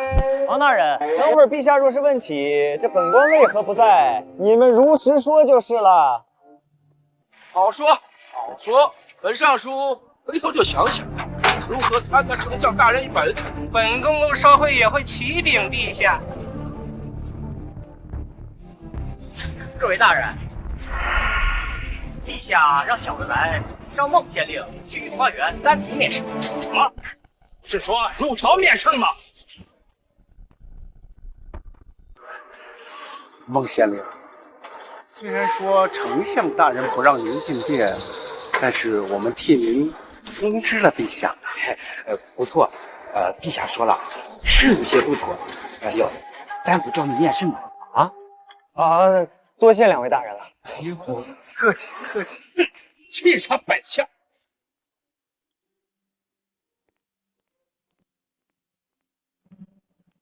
莫县令，前方就是陛下所在，小的就先告退了。好，谢谢。哇，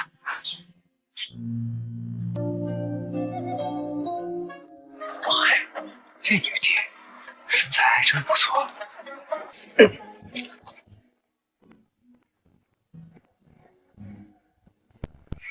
臣云州安县孟印参见。我靠！孟印见到朕还不跪拜？这不疯了？快下来！动手！男女授受不亲，信不信朕让人宰了你？本官这是在救你啊！你简直疯了！女帝都敢假冒！假冒女帝？你连龙袍都没穿，打扮再漂亮有什么用啊？还敢自称皇帝？真以为本官会上当啊？我告诉你啊，你在这逗逗本官就算了，要让其他人知道，这头早就落地了。这家伙还挺关心朕。安心吧，我可是得到女帝许可了。女帝脑子抽了，让你假冒她，还不是你那些贪官歪理，让女帝火冒三丈不想见你，所以才派我来治你。然后我就提了那么个建议，可惜没骗到你。这女帝不见就不见，本官还不稀罕。孟大人，这里可是御花园，万一你这些话传到了女帝耳……啊！本官刚什么都没说啊。放心吧，跟你认识这么久了，就算有什么，我也帮你挡住。那感情好，关系没摆处啊。坐。哎，对了，女帝这次找本官来是有何事啊？此次河州灾情，你赈灾有功，女帝想要问你想要什么奖赏。想要什么奖赏？哎，把云州30万担精粮先还。大夏已经无粮了，就算补，也要等明年税收后才能补，而且30万担，最起码也要分5年才能补齐。啊！女帝真想白嫖我云州粮食啊？你说什么呢？女帝这不是没办法了吗？所以补粮就算了，还是单独给你奖赏吧。没只能这样。那你说吧，想要什么奖赏？本官想让你，本官想让你，哎，站住！夏微月，第几次了？别怪本官跟你翻脸啊！你好什么好？谁让你思想肮脏？我思想哪儿肮脏了？女帝给你奖励，你竟然想要我？谁他妈想要这男人婆？本官想要的是你妹妹青瑶。哎呀，孟大人，你看你话都不说完全。哎呀，不好意思，离本官远点！去，别碰我！别碰我！哎！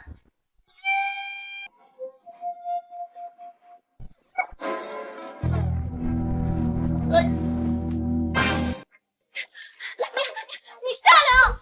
又关我什么事啊？是你自己亲生来的，坏了本官清白。你无耻！我哪儿无耻了？若不是你刚才……你还说！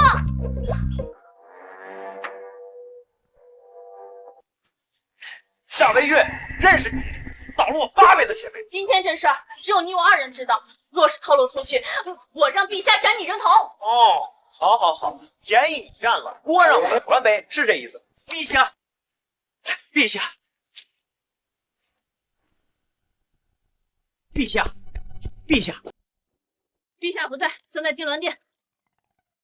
那小子这就去找陛下。等等，这么着急，你有何事？刚刚得到消息，大越左贤王率领大越使团前来觐见，丞相大人已派人邀请入朝了。什么？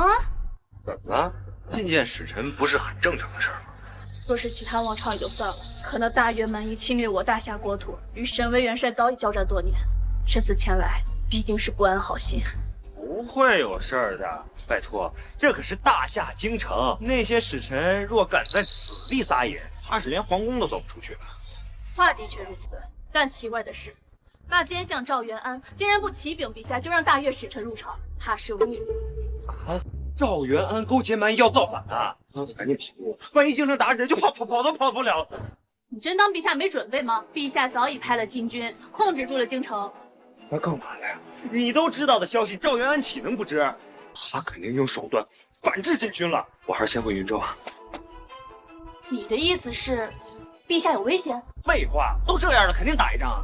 那你更不能跑了。女帝若遇险，我和新瑶身为皇商，肯定难逃一死。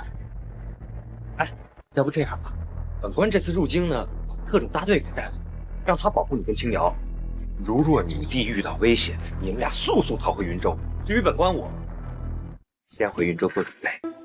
你就对陛下这么没信心？我靠，那脑残女帝不出事才怪呢！这样吧，你等我一下。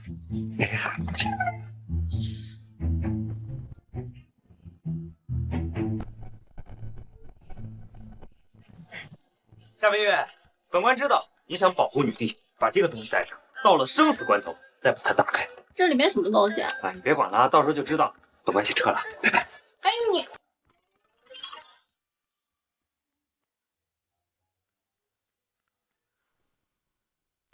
愿大越使臣进言。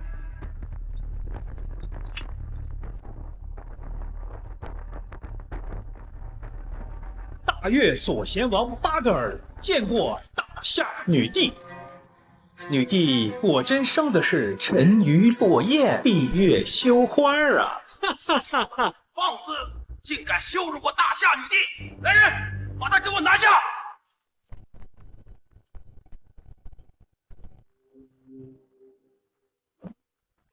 陛下！陛下！陛下！陛下！小松，你这禁军统领什么意思？没什么意思，丞相大人有事吩咐。哈哈哈哈哈！那就麻烦蒋统领。赵元安，你勾结禁军统领，是要造反吗？本相这是在救诸位同僚及陛下。赵元安，你放屁！斩指禁军，放敌国之人入朝！来人，将赵元安给我拿下！今日除了丞相之命，谁也不能进这金銮殿。何进，大内侍卫的人呢？陛下，刚才大内侍卫已经被禁军解决了。陛下，如今这满朝禁军已被本相控制，朝堂之上就连一个苍蝇飞不出去。如今若不是让左贤王满意，怕是无人生还。赵元安，你敢叛国？这怎么叫叛国？这是臣为保大夏根基呀！不错，赵丞相的确是为了挽救大夏国。朕看到的是赵元安勾结你大越。非也，陛下可知楼兰古国已被大越所灭呀？什么？楼兰乃100年大国，突然就被灭国了。大越兵力如此强盛，完了，看样子大越要对大夏动手了。不错，本王此次前来就是代表大越向大夏下战书的。不日，我大越铁骑即将攻取青霞关，一统大夏。女帝，你若识相的话，乖乖投降，还能留你一条生路。放肆！当大夏怕你不成？如今神威元帅还镇守青霞关，岂能容你入关？那夏神威的确是个人物，阻我大越20年，那都是因为我大越同时和楼兰与大夏作战。现在楼兰已灭，我大越10万铁骑合兵一处，敢问夏神威拿什么能够阻挡？10万骑兵，这如何阻挡？大夏这是要灭国了，骑兵并不可怕，可怕的是大越有一半是弓骑兵，能手能打，防不胜防。哈哈哈哈！其实众位不必惊慌，虽然我大夏与大越交战多年，也不是没有办法化解。丞相大人，此番劫难该如何化解？巴格尔大人虽然此次是来下战书的，但想必也不愿两国就此开战。不错，我大越王本不愿再起争端，只要大夏答应我们的条件，我们可以罢兵，甚至还可以结为盟国。那大越国有何要求？两国交好，当然是以和亲为上。我大越帝愿娶大夏女帝。放肆！就凭尔等蛮夷，还想娶陛下？王大人，历代两国向来以和亲为主，大越已经兵强马壮，自是不能招惹。陛下若是驾驭大越地，岂不最显我朝心意？到时候不仅能停止兵戈，若诞下子嗣，两国并为一国，岂不成为千古佳话？赵元安，你是想把朕嫁出去后，自己登基称帝吧？陛下，臣是为国着想。赵丞相的确是在为夏国分忧。当然，这和亲乃是第1条，这第2条嘛，就是你们让出青霞关，还要将夏神威交给我们处置。白日做梦！我大夏岂能背叛护国忠臣？妥，既然如此，那我大越铁骑即刻入关，定杀得这朝堂天下不留。陛下，万万不可得罪大越呀！否则大夏岌岌可危呀！陛下，您身为女子，倘若能出嫁止戈，未尝不是一步好棋啊！一群酒囊饭袋，朕绝不求饶。大越要战就战。不错，大夏何惧一战？来人，把王大人带回去。赵元安，你敢叛国，你不得好死！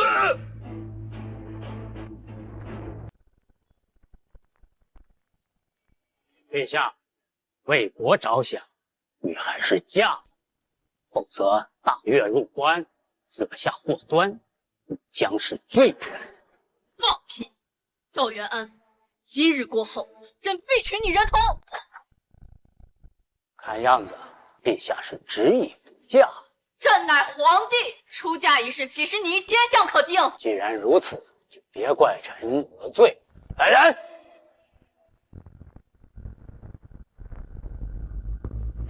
赵元安，你竟敢引蛮夷入朝！这哪是蛮夷，这是和亲的队伍。这就是我们大越的勇士，他们2人联手便能阻挡5绝高手。现在10人聚齐，就等同于5绝高手齐聚。现在就让我们大越勇士为我们大越王迎娶大夏女帝，众亲合一。陛下，为保大夏根基，您还是嫁了吧。不错，如今丞相开口和大越国和亲，我等也是无能为力啊。好，好，好，真是一群为国忠心的好忠臣啊！来啊，为陛下沐浴更衣，出嫁大越。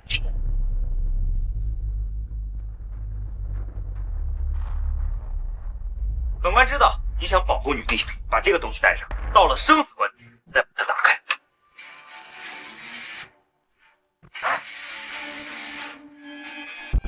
这家伙竟然把加特林给震了！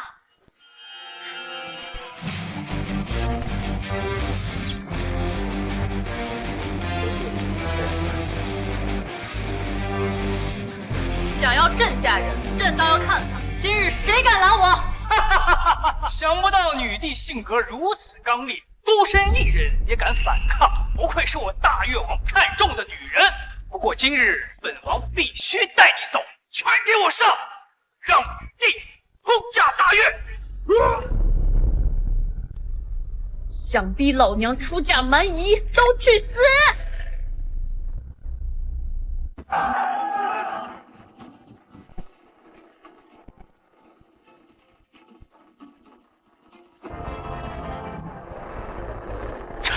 这是怎么回事？大夏女帝的武功怎么会如此超群？加特林活气，一气赚3600段。该死的蒙毅，他怎么把这火气传给了女帝了？还真好！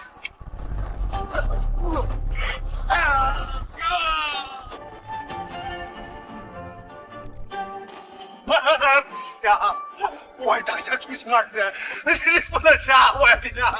对啊，陛下，丞相造反跟我的无关呀，陛下。你们2个老不死的玩意儿，稍后朕非要让你们去偷大粪！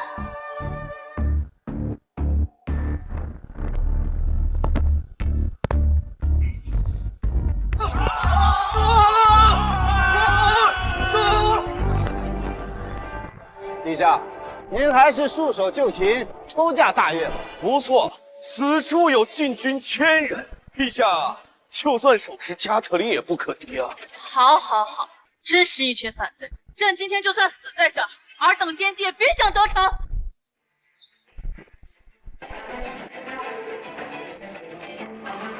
若遇到大量敌人包围，拉开铁球上的环，然后扔出去，坚持3盏茶的时间，无论你在哪儿，关羽的特种大队必会来救你。朕相信。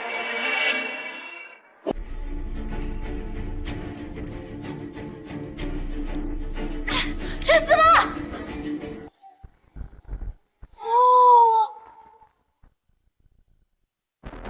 我勒个乖乖！这小玩意儿竟堪比火箭筒和迫击炮！今天朕非要让你们瞧瞧孟毅所说的“火力为王”。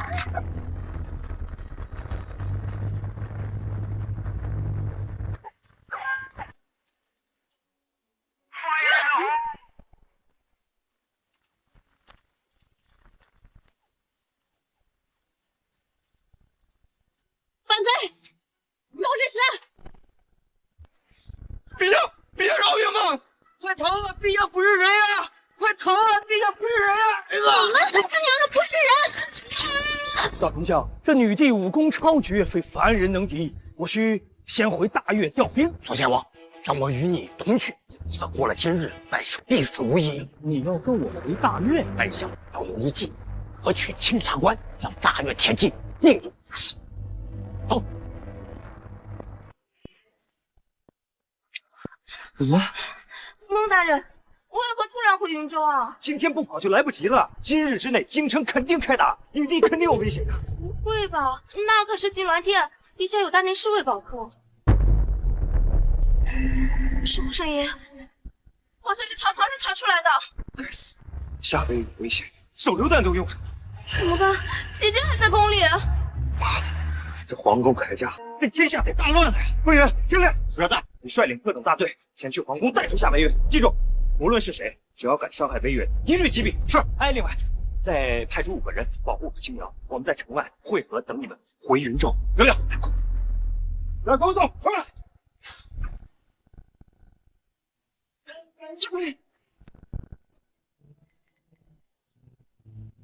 手榴弹没有了。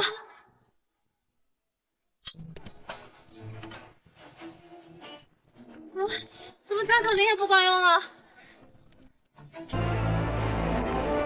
不想这是力竭了。看来加特林也不是无敌的。蒋头领，立功的机会到了。虫子，你还想出手？你与我父亲犯下的可是叛国造反之罪，必死无疑。事到如今，不如一不做二不休，干掉女帝，换了这大夏天子，方可保住性命。干了！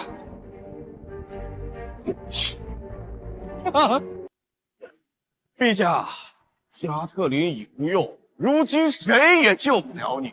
赵钱宇，朕当时在莽山就应该让孟毅杀了你。陛下，可是你错过那次机会了。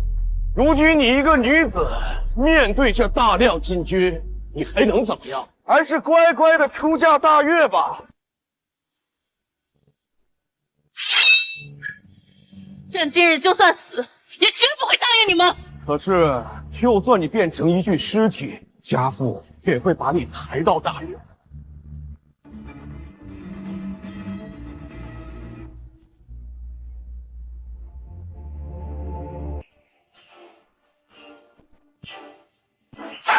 你敢杀丞相之子！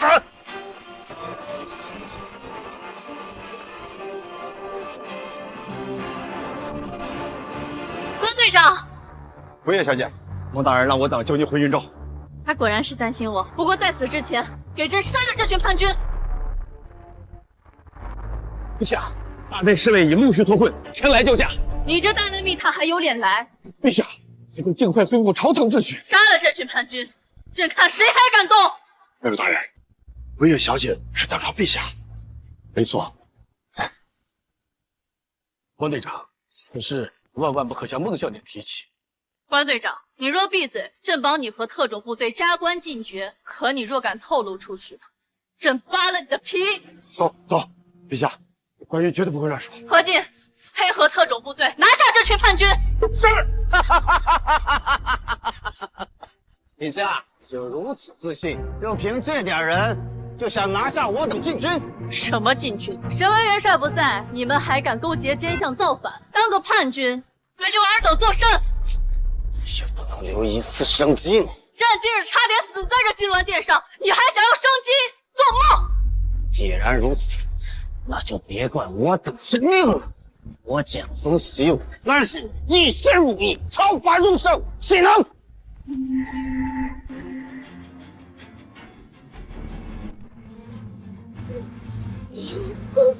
就这点实力，那么多废物。关羽，不错啊，就凭你这一枪，朕回头赏你一个指挥使当当。谢陛下。完了，这是要花打呀！蒋松已死，尔等还想反抗？王毅，随朕重整朝堂。那个陛下，孟大人还在城外等您。那朕先去见他。等我这夏维月出来，本官不打他屁股开花。孟大人，姐姐不会有事的。怎么会没事啊？京城今日都这架势了，那赵元安肯定联合那大越造反了呀。这家伙还挺关心朕的。可姐姐是在皇宫，大夏最安全的地方。就是因为这样，本官才更担心呀。你说那女帝做了那么多脑残事，死就死了，那不能拉着微月一块死啊！就算她做不成本官的媳妇，那好歹也是大姨子，不能见死不救啊！你有本事再说一遍！京城不安全，速回云州。走。不回！赵元安造反已失败，我还要配合女帝抓捕赵元安。抓什么呀？他肯定跑了呀！什么？这不可能！穆大人，您可有什么证据？这要啥证据啊？哎，你们去找那个大越的使臣，他若不在，那赵元安肯定他们一伙跑了。小姐，据大内消息，赵元安已随大越使臣逃离京城。大内侍卫干什么吃的？真的能让奸相跑了？本官猜对了吧？咱们还是速回云州吧。本官再猜一个，不出10日，这大越骑兵必将入侵大夏。什么？这不可能！沈巍元帅坐镇青霞关，怎么可能会放大越入关？不错，沈巍元帅坐镇3军40年，又是陛下皇叔，就算再艰难，也必定死守青霞关。你都这么肯定，那本官更担忧了，说不定这青霞关已经失守了。走开！都闪开！不来一起站着。何事？参见大人，青霞关失守，沈巍元帅重伤昏迷，大约10万铁骑入关。青霞关驻守兵力有3万大军，怎会突然失守1个月前，大越便早有准备，联合丞相派人假传圣旨，刺杀元帅，这才导致青霞关失守。这该死的赵元安，绝对筹备多年了，不然元帅岂能轻易中击？沈巍元帅现在如何？已被将士们誓死救下，只是元帅重伤昏迷，无法回京，现已安置在云州。孟爷，快回云州，一定要救下沈巍元帅。不救，沈巍元帅跟我有什么关系？元帅乃我大夏护国忠臣，岂能不救？不错。孟大人，身为元帅坐守边关多年，是我大夏定海神针，绝不能让他死，不然陛下跪罪下来，无等人头不保。哎呀，你让陛下自己救去，我是他保姆啊，什么事都给他擦屁股。孟大人，沈巍元帅，你必须得救。青瑶老婆，你给我一个理由啊！因为沈巍皇叔是皇家最大的长辈，我与姐姐乃至陛下想要嫁人，都得经过他同意才行。什么？你怎么不早说？老丈人重伤，速回云州。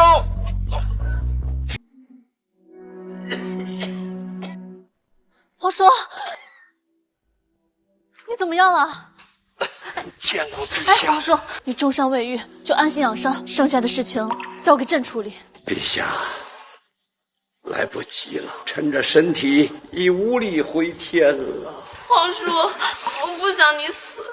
青瑶，别哭，皇叔临死之前定会护你等安宁的。陛下。大约10万铁骑入关，攻破了边州，直奔云州而来。他要直取青城，亡我大夏呀！你速去京城，把救兵与之决战。臣在这云州拼死也要为大夏争取1个月的时间。皇叔，大夏不会亡国的。皇叔，你一定要撑住。快去！大夏已到了生死存亡之际，我这条老命就是为大夏争取时间的。呀，老邓，你醒了！何人？见到我等竟不跪拜？你都伤成这样了，还在拜官？放肆！你皇叔，王爷他不知道我的身份。什么？那也不能如此放肆！区区一个县令，见到本帅还不请安？这老邓，别以为你是青瑶皇叔就能得寸进尺，本官又不是上门女婿，不吃赘婿那一套。什么女婿？皇叔，王姐已经把我许配给孟大人了。什么？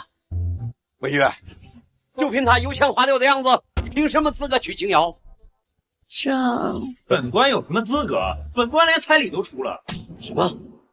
魏月，此事当真？皇叔，真的。把彩礼退了。这小子一看就不是什么好东西，区区钱财之物就想娶青瑶，做梦吧你啊！本帅绝不会同意，列祖列宗都不会同意的。哼，要不是你重伤在身，官真想告诉你，花儿为什么这样红。这彩礼退不了，本帅说退就退。要不是看大越入关，本帅一定带领3军将士找你好好的聊聊。你当本官怕了你不成？我特种大队也不是吃素的。不行，退彩礼。不对，皇叔，这彩礼真退不了。对呀，孟大人还挺不错的。秦阳老真好。青瑶，你告诉皇叔，你真愿意嫁给这仙人，不后悔？不后悔。既然你意已决，皇叔也不会阻拦的。毕竟我时日无多了。谢谢皇叔。老邓，跟你商量个事儿啊。什么事儿？本官出双倍彩礼，把微月也娶了。再说一遍。我孟毅把夏微月也娶了。皇叔，你碰瓷儿啊！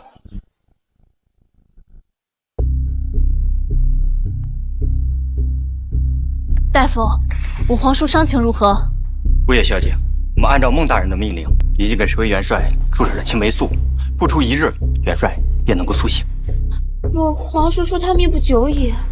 元帅伤情主要是被刺杀后伤口感染所致，若是其他的，确实无力回天，但是青霉素绝对没问题。那是当然了，此等药物，本官花费几百万两研究的，现在合成也要几千两一支。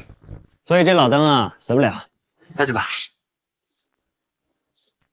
那我就放心了。不过，皇叔正处于昏迷中，大约10万铁骑向云州而来，该如何抵抗啊？这么突然，天下得大乱了。孟大人，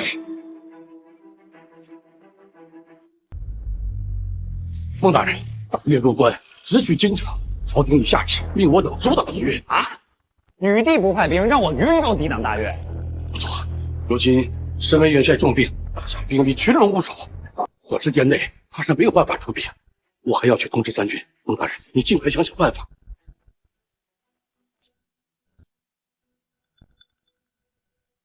本官想好办法了，你俩赶紧收拾收拾东西，随我跑路。哎，不是，你竟然要跑？废话，10万铁骑，女帝自己不解决，让咱们去送死，不跑等啥呢？你捞了那么多银子，这个时候不为国分忧，你还是个人吗？夏微月，本官是何人啊？是个大贪官啊！对了，那拯救天下哪能是一介贪官能解决的？所以不跑等啥呢？可是孟大人，天下之大，也无处可逃呀。此话怎讲？若大越直取京城，大夏亡国，那勾结大越的赵元安必定上位，到时候他会放过你吗？哎呦，本官把这事儿给忘了。哎呀，这在街上真当不得好死。所以呀，孟大人就别想着逃了，乖乖的想办法阻止大越铁骑吧。哎呀，一开战又得花银了，又推呢。你的意思是说，你有办法拦住大越？废话，那打仗，你以为打的是人啊？那不都是银子吗？虽然本官银子多，但跟大越一比，还真不好说。是吗？如今皇叔重伤昏迷，如若陛下动用国库，你是否有把握解决此事？那女帝就一个吝啬鬼，兵都不愿意派，还指望他能出银子呢？大夏是穷，但这一仗必须要打，无论花多少银子也值，否则大夏必定亡国。如若是这样，本官还真好办了。你真有办法？当然了，若是女帝愿意掏银子，本官这儿有3个价位，3种结果，看他怎么选。你说说看。这第一种嘛，只要500万两，本官保证能把大越挡在云州外。什么500万两？大夏每年军费也就才1000万两。那你让女帝派兵喽？派兵也得等皇叔醒来。再说说第2档吧。这第2档嘛，物超所值，只要1000万两，本官必能击退大越。你这价格是疯了吗？没办法呀，人工、弹药、后勤哪样不花银子呀？哎，特种大队的花费你又不是不知道。那最后一档呢？嘿嘿嘿嘿，最后一档可就厉害了，此档乃 VVVIP 档，只要3000万两，本官派出秘密武器，定能全歼大越骑兵。若真能全歼大越，去除大夏的一块心病，那3000万两倒也是挺值得的。哎，真的假的呀？女帝藏私房钱呀，3000万两都拿得出啊？孟大人，你什么眼神啊？你觉得3000万两女帝会拿不出来吗？行啊，那就好办了。这门生意若是谈成了，本官分你们1成。那就是300万两。不错，女帝若想白嫖本官，那是绝对不可能的。不出钱，这一仗我绝对不打，宁可逃到海外。你真是掉银子眼儿里了。本官就是这么个人，要不是本官老婆，这门生意不给你们。孟大人，我与姐姐商议一番，期待你们的好消息。华姐，孟大人既然保证能全歼大越，不如就给他了。事到如今，朕也只有相信他了。不过银子大概不够，国库以及内库凑凑，再加上最近抄家赵元安的银子，最多也只能凑出2000万两，还差1000万两，应该够了。可他要3000万两。孟大人开价，我们哪有不砍价的道理？还能砍价？他都给咱们回扣了，说明这里面的利润大了去了。跟他混了那么久，本公主早就摸透他，一会儿看我的。你人还没嫁给他，倒和他越来越有夫妻相了。皇姐，什么夫妻相啊？咱们快进去吧。考虑好了。孟大人，我与姐姐商量了一番，只得3000万两，会了。什么？青瑶，你在向本官砍价吗？我们两姐妹倒是可以答应这个价格，但你想想陛下，他能吗？也对，这陛下估摸着8成也许肯定不想掏银子，要不然大夏也不会发展成今天这个样子。那你们说说吧，选择哪一档？准备出价多少？第3档出价1500万两，我们两姐妹还要再吃1成回扣。你们俩疯了！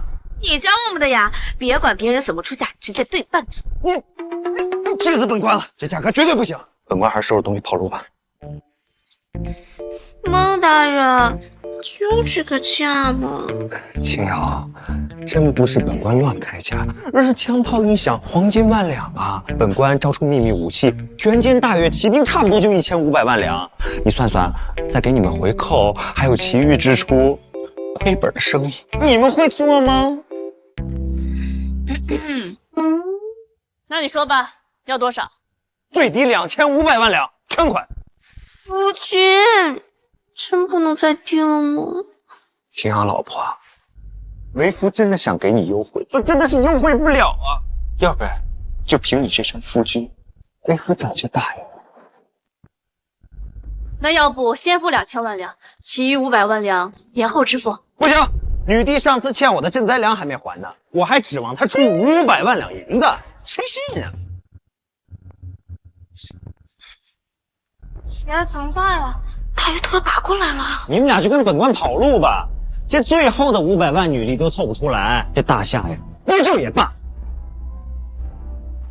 500万两，谁说陛下拿不出？你就嘴上行，你掏出来给我看看呀。这样吧，你看我值500万两不？你看我值500万两不？此话怎讲？你把500万两补上，我就嫁给你。此话当真？自然当真。最后的500万两，本官出了。以后你们俩都是本官的老婆。不行，婚礼之事口说无凭，本官非常担忧。你还怕我赖账啊？你若不信，我让陛下下旨。不行，那陛下的信誉，本官更信不过。那夫君，你想怎样吗？本官这就去制作婚书，咱们签字之后就算完成交易，如何？至于婚礼时间，往后再议。行吧，按你的意思办。好嘞。皇姐，你就这么嫁给孟大人，怕是不妥吧？如今朝堂瘫痪，大越10万铁骑入关，皇叔又重伤昏迷，朕也只能信他。倘若孟英真的可以拯救大夏，朕嫁他又何妨？可别说宗人府了，就算是魏皇叔也不会同意这桩婚事的。更何况你我同嫁一人。皇叔，你感觉如何？陛下，臣还没有死。皇叔，大夫说您没事了，不久之后就可以下床了。我的确感觉好多了，真是没想到，这云州还有如此高明的大夫啊！皇叔，是孟大人救了你哦。什么？就是那个县令？不错，皇叔，的确是孟英救了你。既然如此，把青瑶嫁给他，也算是有了保障啊。哟，老邓，面子恢复不错呀。若非看你救了本帅性命，今日非打你30大板。老邓，这脾气太暴躁了哈。哎，正好你醒了，这婚书我做好了，证婚人就写你吧。你这县令，这就下了秦瑶的婚约。家里出城，良缘天定，今有梦印迎娶夏清瑶、夏微月姐。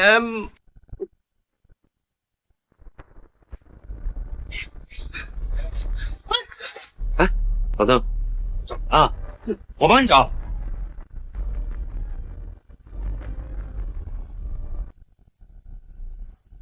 我他妈砍了你！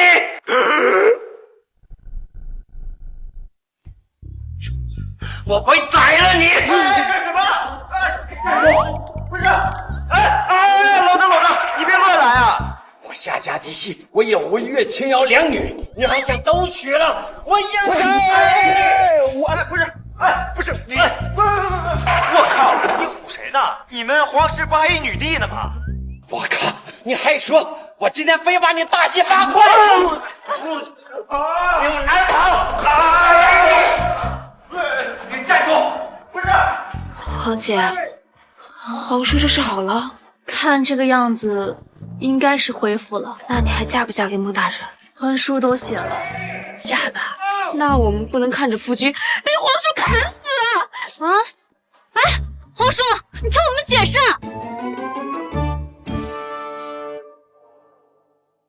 所以，陛下为了500万两就嫁给那个贪官？不错，为了大夏不亡国，朕也只能选择相信他了。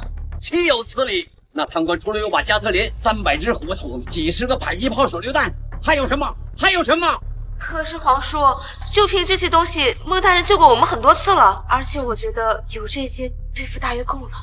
青瑶，你不懂军事，不知道，那孟印的热武器虽然厉害，可大约的骑兵却不足，除了铁骑外，还有天下唯一的弓骑兵。到时候大约不计损失，铁骑推进，弓骑与箭，到时候那孟印的几百兵力如何抵挡啊？可孟大人还有秘密武器啊！哼，说起这个老夫就来气。什么秘密武器能对付10万骑兵，还跟陛下要2500万两？皇叔，若非赵元安投敌，大约10万铁骑入关，导致2国全面开战，大夏岂能如此被动？哼，我就不信那贪官他能守住云州。老邓，说本官什么坏话呢？你这贪官若是守不住云州，我一定启奏陛下斩了你！守什么守啊？还守？本官这次要在云州平原上全歼大越骑兵。什么？你还要跟大越打野战？走，带你们看看我的秘密武器。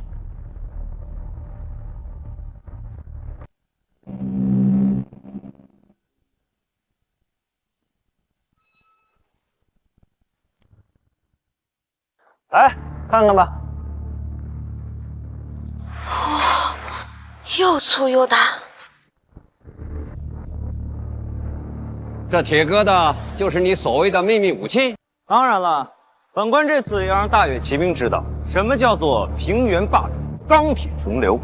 大言不惭，你肯定想贪污朝廷的军饷？贪污？啊，只收那女帝2500万两银子，就派出这坦克，我还算他便宜了呢。若不是那大越要攻打我云州，本官才懒得派出这秘密武器。知不知道什么叫大炮一响，黄金万两啊？这东西好像是挺结实的，能保护我们也上战场吗？姐，你疯了！你怎么能上战场？如今大夏到了生死存亡之际，若守不住云州，被攻入京城，我也不活了。郭越，你怎能如此任性？老夫今天就是拼了性命也要护你周全。不愧是本官夫人，当真巾帼不让须眉啊！能上战场吗？若是其他东西，肯定保护不了夫人你的周全，但这坦克绝对无虑。本官给你们演示一遍啊！来，退后，压着我在，全军出击！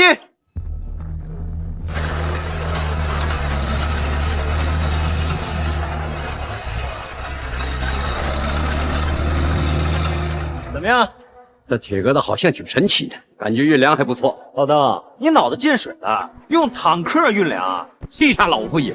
若不能歼灭大越，本帅第一个先斩了你。那你别想了，本官这银子都花了，那小小大月不是手到擒来？这东西真能击败大月铁骑？当然了，若不是炮弹太贵，本官舍不得开炮，要不然真得让你们看什么叫活力。孟大人，探子来报，大月骑兵已抵达云州平原扎营，不久便会攻打云州。终于来了，灭了他们！你疯了吗？还主动出击去攻打对方的营地？我靠！本官都出动这坦克，还有肩扛火箭筒的火枪兵了，还怕一群骑兵不成？你的东西再厉害又能如何？你只有区区500人，如何在平原上面对10万骑兵？万一被大月找到机会全歼，陨落的不只是云州，甚至连京城都保不住了。到时候我大夏就彻底完了。所以本官更要主动出击。如今大夏人心惶惶，本官必须打一个漂亮仗。我信你。听见了吗，老登？你，全军听令，准备出击。左天王，此次攻打云州还是小心为上。赵丞相放心，此次你献计攻陷青霞关，给了大越一个消灭大夏的机会。本王亲自出征，就是为了不错失这个机会。至于这小小的云州城，我大越骑兵都已扎营，对方如何抵挡啊？实不相瞒，县令孟燕着实有些邪门，但还是有些担忧。赵丞相，你们大夏有一句名言，叫一朝被蛇咬，10年怕草绳。想必这就是你此刻的心态。我不管他什么加特林、减特林，本大王此次率军入关，定要拿下云州城，然后直取京都，助你成为夏皇。云州驿动约有500兵马在城门口集结。确定只有500兵马？据前线汇报，的确只有500兵马，不过配有10座巨物，看起来像是攻城之物。对方的首领一看就是个白痴，在这平原用攻城之气对战我骑兵，真不把本王放在眼里。既然他们来送死，本王就成全他们。传令，众将士随我出击！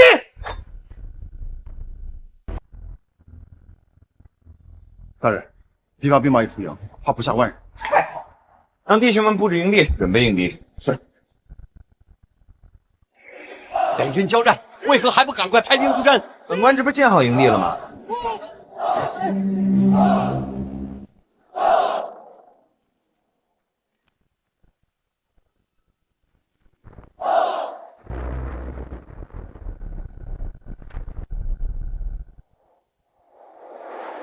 就凭那堆破烂货有什么用？对方的可是10万铁骑，那是火枪兵的防守阵地，主要用来防逃兵的。皇叔说的对，我知道火枪兵厉害，可那也只有500人啊，而对方可是10万铁骑，这里面可是100倍差距。你这样布置还是不妥。安了，这不还有坦克呢吗？足够了。你这限定简直不可理喻。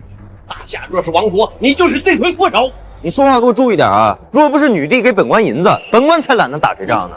等我回去，非要让他给我免3年税。哎，若是能拿下此战，别说3年税，10年都行。哎，这可是你说的啊！瞧好本官发挥。哼哼，大人，他们来了。行，本官先去会会他们。走。陛下，就凭那些个破铜烂铁，你当真相信他能歼灭大越？真信他，因为他是朕挑选的夫君。哎，罢了，也只能相信他了。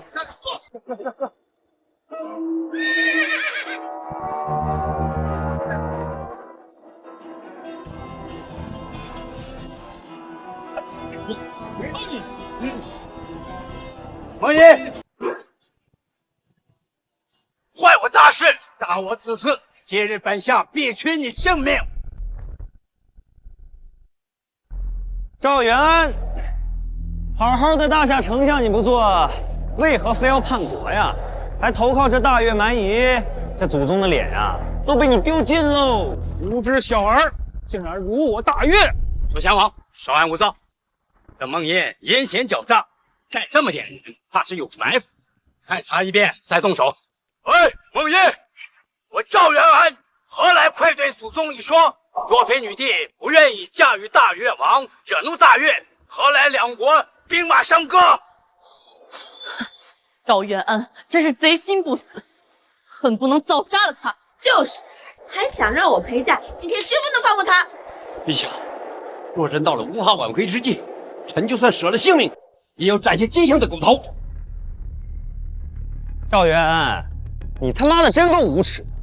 雨滴虽说不怎么样，但好歹也是我大夏的门面。你让她嫁给蛮夷王，那就好比你丞相的娘嫁给了乞丐。放肆！你这小小的县令，竟敢说我大越是乞丐！啊，对不起啊，说乞丐高估了你们，你们其实是野。我八个儿今日定要取下你这县令首级，祭奠三军！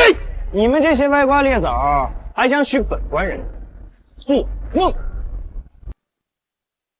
好好，我大越10万铁骑在你嘴里成了歪瓜裂枣。今日我定拿下云州城，屠城师。王爷，你若还为大夏百姓着想，那就束手就擒，让左贤王斩下你的人头，否则大越骑兵攻入元州，屠城之事由你而起，你将遗臭万年。赵元安，你给大越当狗当习惯了是吧？这种话你也说得出口？本相有何不能说的呀？这是唯一的阻止屠城的机会。太娘鸡皮的！等本官今日抓到你，必须找10个丑妇给你榨干，才能解我心头之恨。大军交战，这贪官还有心思搞笑？王叔，你是怕了吗？怕！身为神威元帅，坐镇三军，岂会害怕？青瑶，朕也已经做好准备，战死在这云州。皇姐，没那么严重，穆大人肯定会把他们打跑的。本相背后是10万骑兵，而你只有区500人，还想抓本相？做梦呢你！做梦！本官可是连坦克都带来了，真是笑话！你一个攻城的小小的铁疙瘩，就能挡我大越10万铁骑？看来你们对钢铁洪流不太尊重啊！你的嘴比你的头还硬！今日斩下梦印头颅者，赏黄金10万两。儿郎们，杀！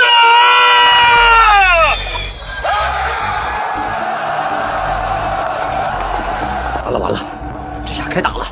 皇姐，这打仗怎么跟我想的不一样啊？全军开火！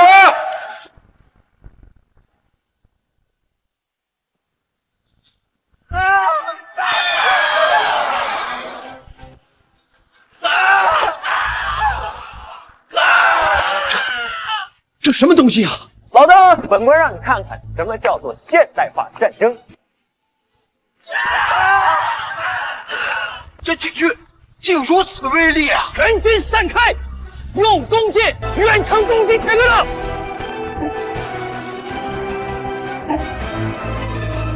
夫君，这坦克也太厉害了吧！当然了，要不然怎么叫秘密武器呢？可是坦克不会被弓箭打破吧？魏月老婆，你说什么呢？连加特林都打不穿这坦克装甲，还弓箭？那岂不是能全歼对面？这坦克竟有如此威力，老夫若有一辆，定能横扫7国。横扫7国算什么？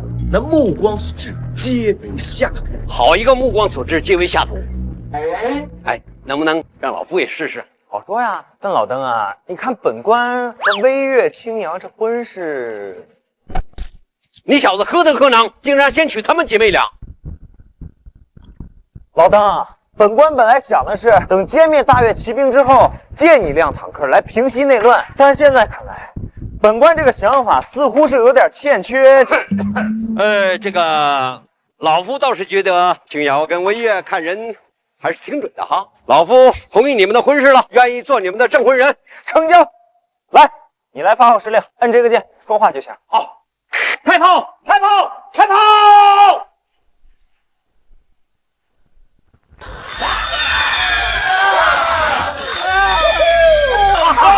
爽爽爽！老夫今日定要杀个7进7出，重振威名！开炮！开炮！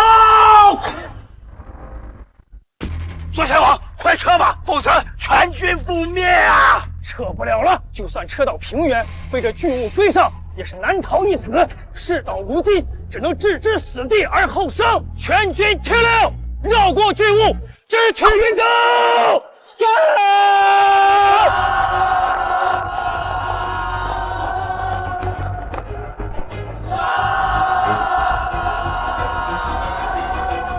还能让你们冲过来？来，我这边开火！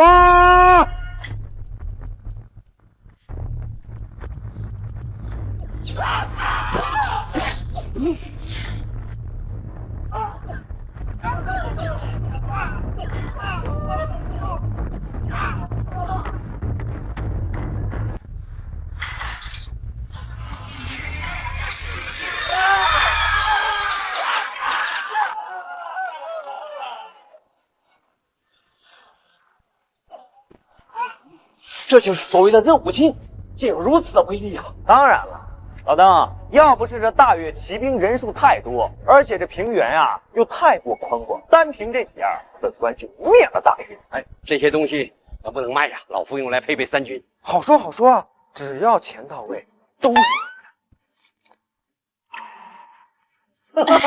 皇叔买不了，把陛下和皇宫卖了都不够。等回京后，老夫再与陛下从长计议。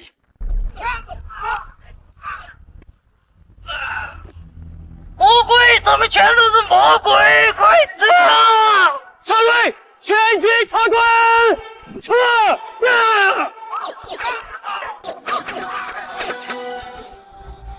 老夫不是在做梦吗？大越的10万铁骑就这样被全歼了。王姐，说都是真的。是真的，大越要败了，大夏得救了。还没完呢，得把赵元安抓回来。不错，绝不能让他再逃了。官员，是用无人机锁定赵元安位置。是。大人，赵元安的位置已锁定，他已经进入大越营地。走，灭了大越营地。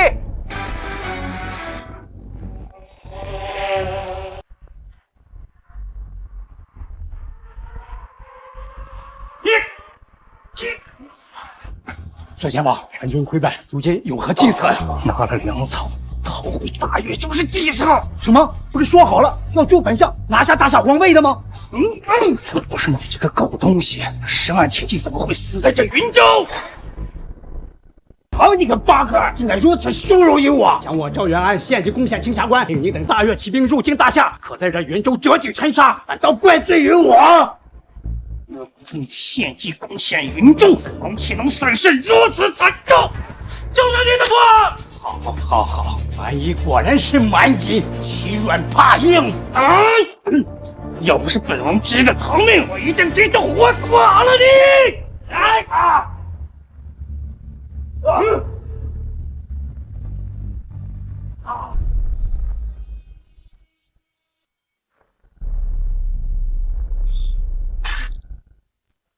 官员，这一枪射死了8个，凭这功勋，不得官升3级？这都是孟大人的功劳，算你小子识相。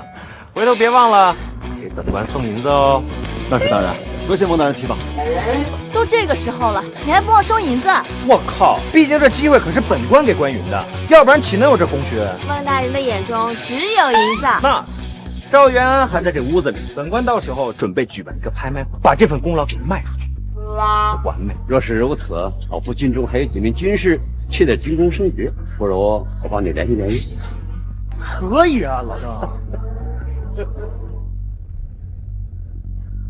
皇叔，他贩卖军功，你也要一起？不止开个不算，随便说说。姐，可杀不得夫君哦。夫君大破蛮夷骑兵，乃救国功臣，你不赏他都不行。朕还真想宰了他。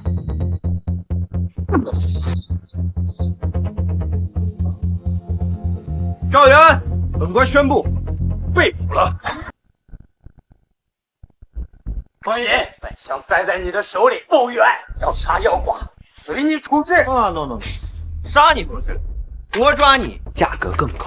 你要对本相做什么？赵丞相啊，你看看你，内乱罪、谋杀罪、造反罪、叛国罪，这哪一样不是十恶不赦的罪名啊？所以你身上有大把的军功，本官打算把你当我的生意，把这些军功卖了。岂有此理！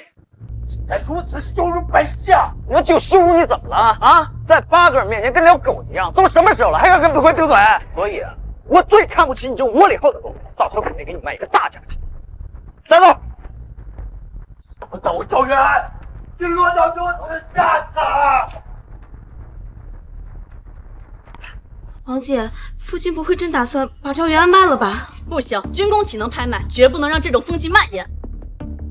皇叔，你速速回京镇压朝堂，另让6部拟旨，对云州大胜论功行赏。是。这其他人还好赏，可夫君怎么办啊？这一次，朕必须要给他升官了。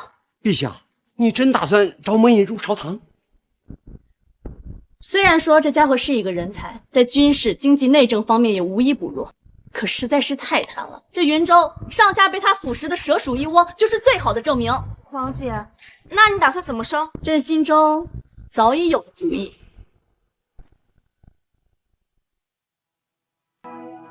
孟大人，此番全歼大越骑兵，实属扬我大夏国威呀！这孟大人实属乃治理能臣，这次又成了救国之臣，必定是入了陛下的眼，纳入朝堂，成为我大夏官员的传奇呀！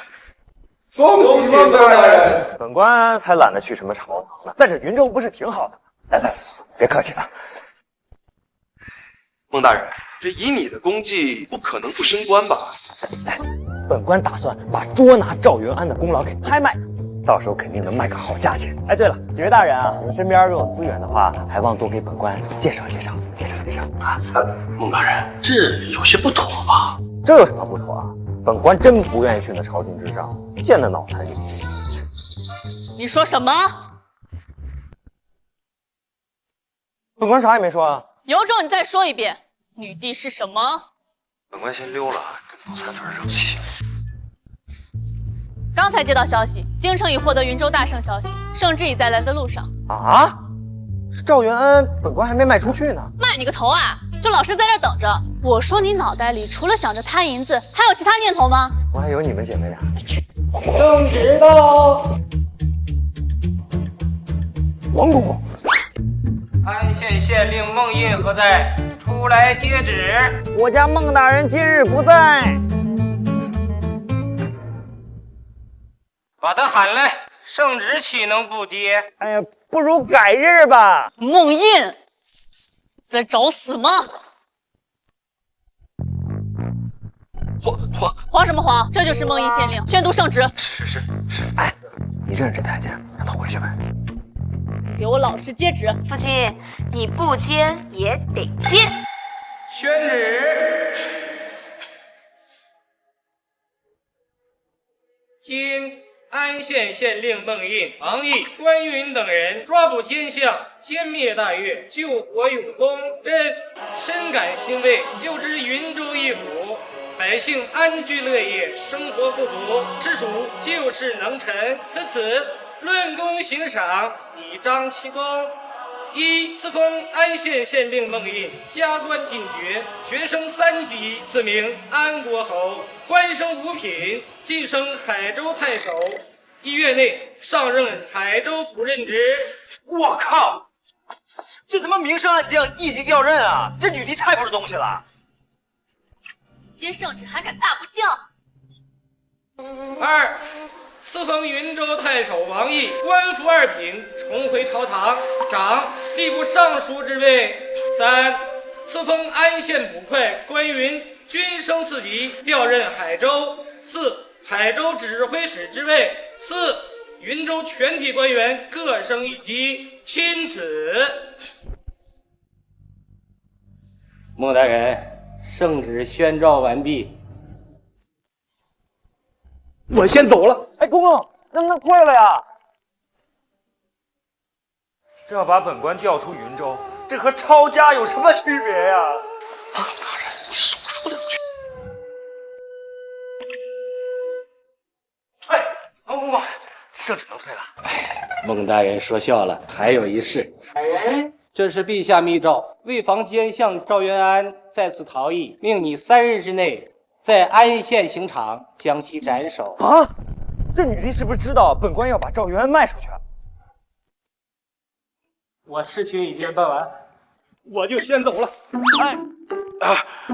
恭喜孟大人，这官升得如此之快，定会成为我大夏的传奇呀！何止啊，这爵升3级，官升5品，再疯狂也没这么升的呀！贼稀罕呀！太难，把本官调到海州那个穷地方，本官连银子都榨不出来。这是陛下对你的赏赐。我才不要呢！哦，我拿他女帝2000万两，给我挖这么大一坑啊！还是做好准备，上任海州太守吧。父亲，记得快快斩了赵家。夫人，别走啊！孟大人，那我也赶紧收拾收拾，去京城上任了。孟大人，此次分别不知何时再见，不如今日我等痛饮一场。就当吃顿散伙饭吧。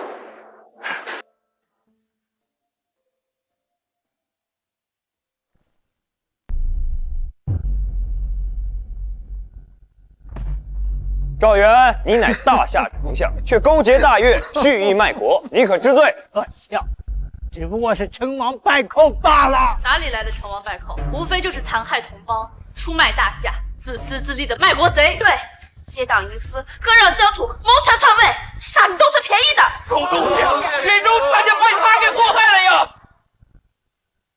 我才过了几年好日子，狗东西，我想不到好，若不这么打，还能有东西？去死！杀了他！苏家，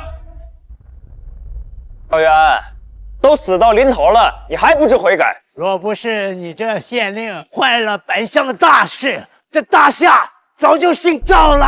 哎，你当本官乐意管你啊？要不是你一而再再而三的想杀魏越和青瑶，本官绝不趟这趟浑水。说句掏心掏肺的话，你一丞相高高在上，非要和2位皇商过不去做甚？你以为她们俩姐妹只是皇上为了保护她们才与我作对的吗？那不然呢？不是本官说你啊，你造反就造反呗！你一丞相非要杀皇上，你太没逼格了！你要光与女帝一人过不去，本官绝不拦着。皇上，你以为她们姐妹俩只是皇上？皇姐，这赵元安怕是疯了，不会暴露我们身份吧？暂时还不能让梦莹知道我们的身份，立刻行刑！孟大人，时辰到了，快行刑吧！那就准备问斩吧。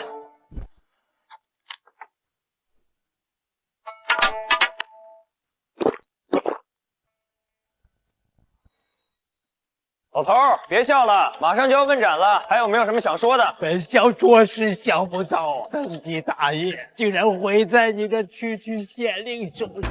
更想不到的是，你还不知道他们的身份，那不就是皇商吗？啊！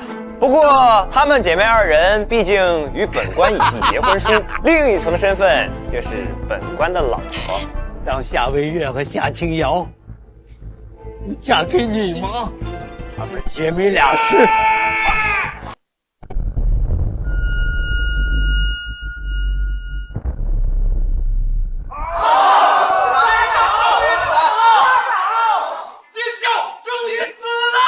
不如在这刑场建个石像，将他骨灰埋下，让他遗臭万年。好，好主意！让美谦打伤他100遍，100遍！好，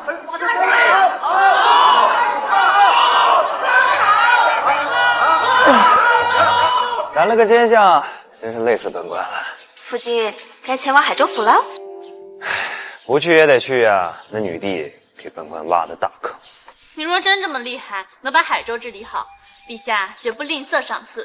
那女帝国库的银子还没本官多呢，本官才不稀罕她的赏赐。我去跟百姓交代一下啊。孟大人，您这是要走了吗？本官被女帝升官了，上任海州太守。孟大人，你不能走啊！是啊，孟大人，你走了，我们可怎么办呀？孟大人，你可不能舍弃我们，孟大人！哎，一群刁民，哭个屁呀！本官是被升官了。孟大人，我们是真的舍不得您啊！孟大人，我们种的葡萄也还没有成过呢。是啊，孟大人。哎，行了，别哭了，跟哭丧似的。本官又不是死了，是被升官了。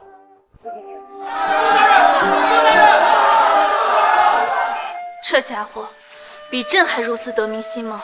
皇姐，我想哭，能不能让孟大人留在云州啊？不行，并非朕故意如此，而是他有大才，大夏其余地方的百姓需要他。青瑶，你别忘了，赵元安虽死，但提拔他的人是谁？这一日，云州百姓百里相送孟宁。孟宁县令上任海州太守。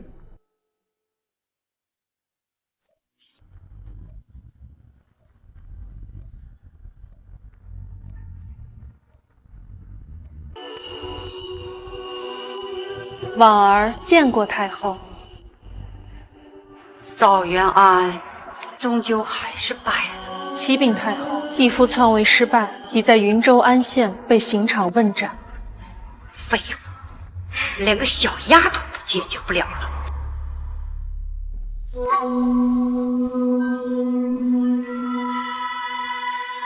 明日起，安将垂帘听政。